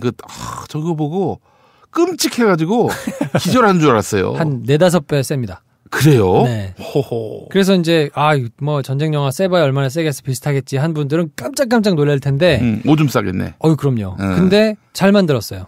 그래서 이제 그 묘사가 너무 센 것 때문에 평론가들의 평점이 조금 뭐 차이가 좀 있기는 한데요. 네. 전체적으로 영화는 굉장히 잘 만들었고 제가 영화 극장 가서 볼 때는 굉장히 진풍경을 봤는데 한 반절 정도 찼었거든요. 극장이. 끝나고 나서 다 일어나서 박수 치더라고요. 영화임에도 불구하고. 네.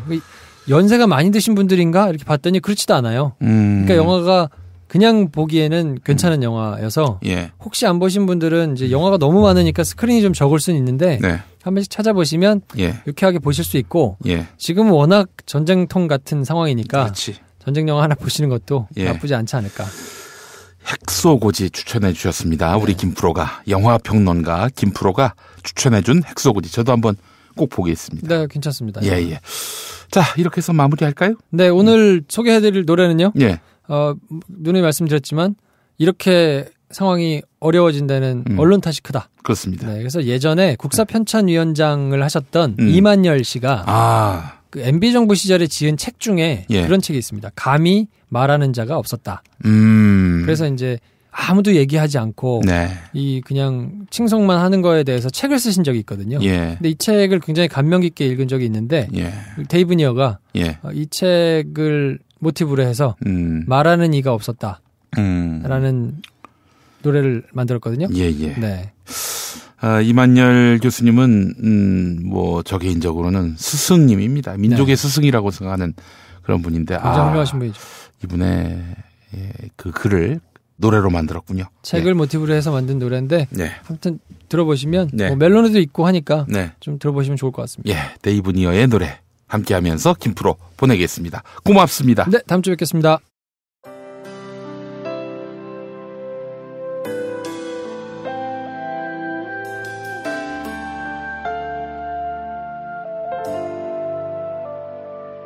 서로가 알고 있지만 말하지 못하는 서로가 생각은 해도 차마 말하지 않는 서툴게 짜여진 이야기들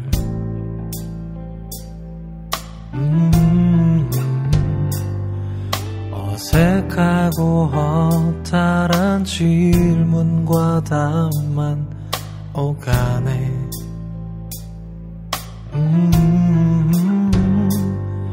말하는 이 없었지 모두 알고 있지만 말하는 이 없었어 언제 다시 말할 수 있나. 말하는 이 없었지 모두 알고 있지만 말하는 이 없었어 언제 다시 말할 수 있나.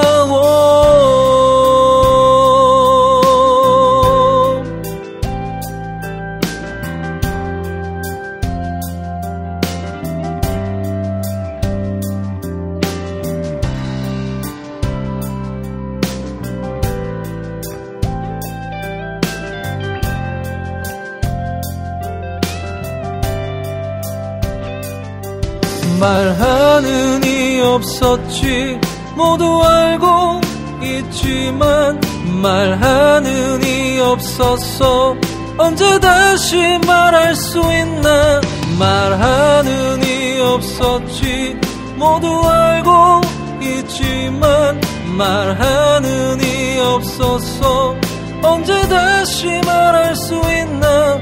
불러도 대답 없는 너의 이름 불러도 대답 없는 너의 이름 불러도 대답 없는 너의 이름 불러도 대답 없는 너의 이름.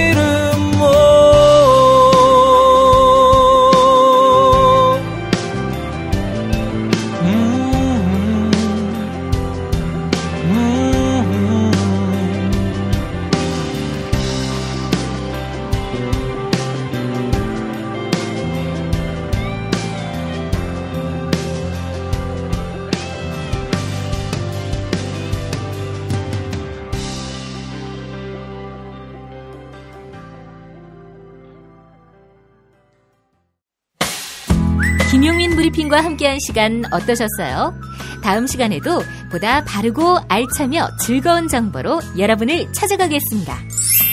팟캐스트 포털 팟빵에서 다운로드하기, 구독하기, 별점 주기, 댓글 달기로 응원해주세요. 잊지 마세요. 다운로드하기, 구독하기, 별점 주기, 댓글 달기.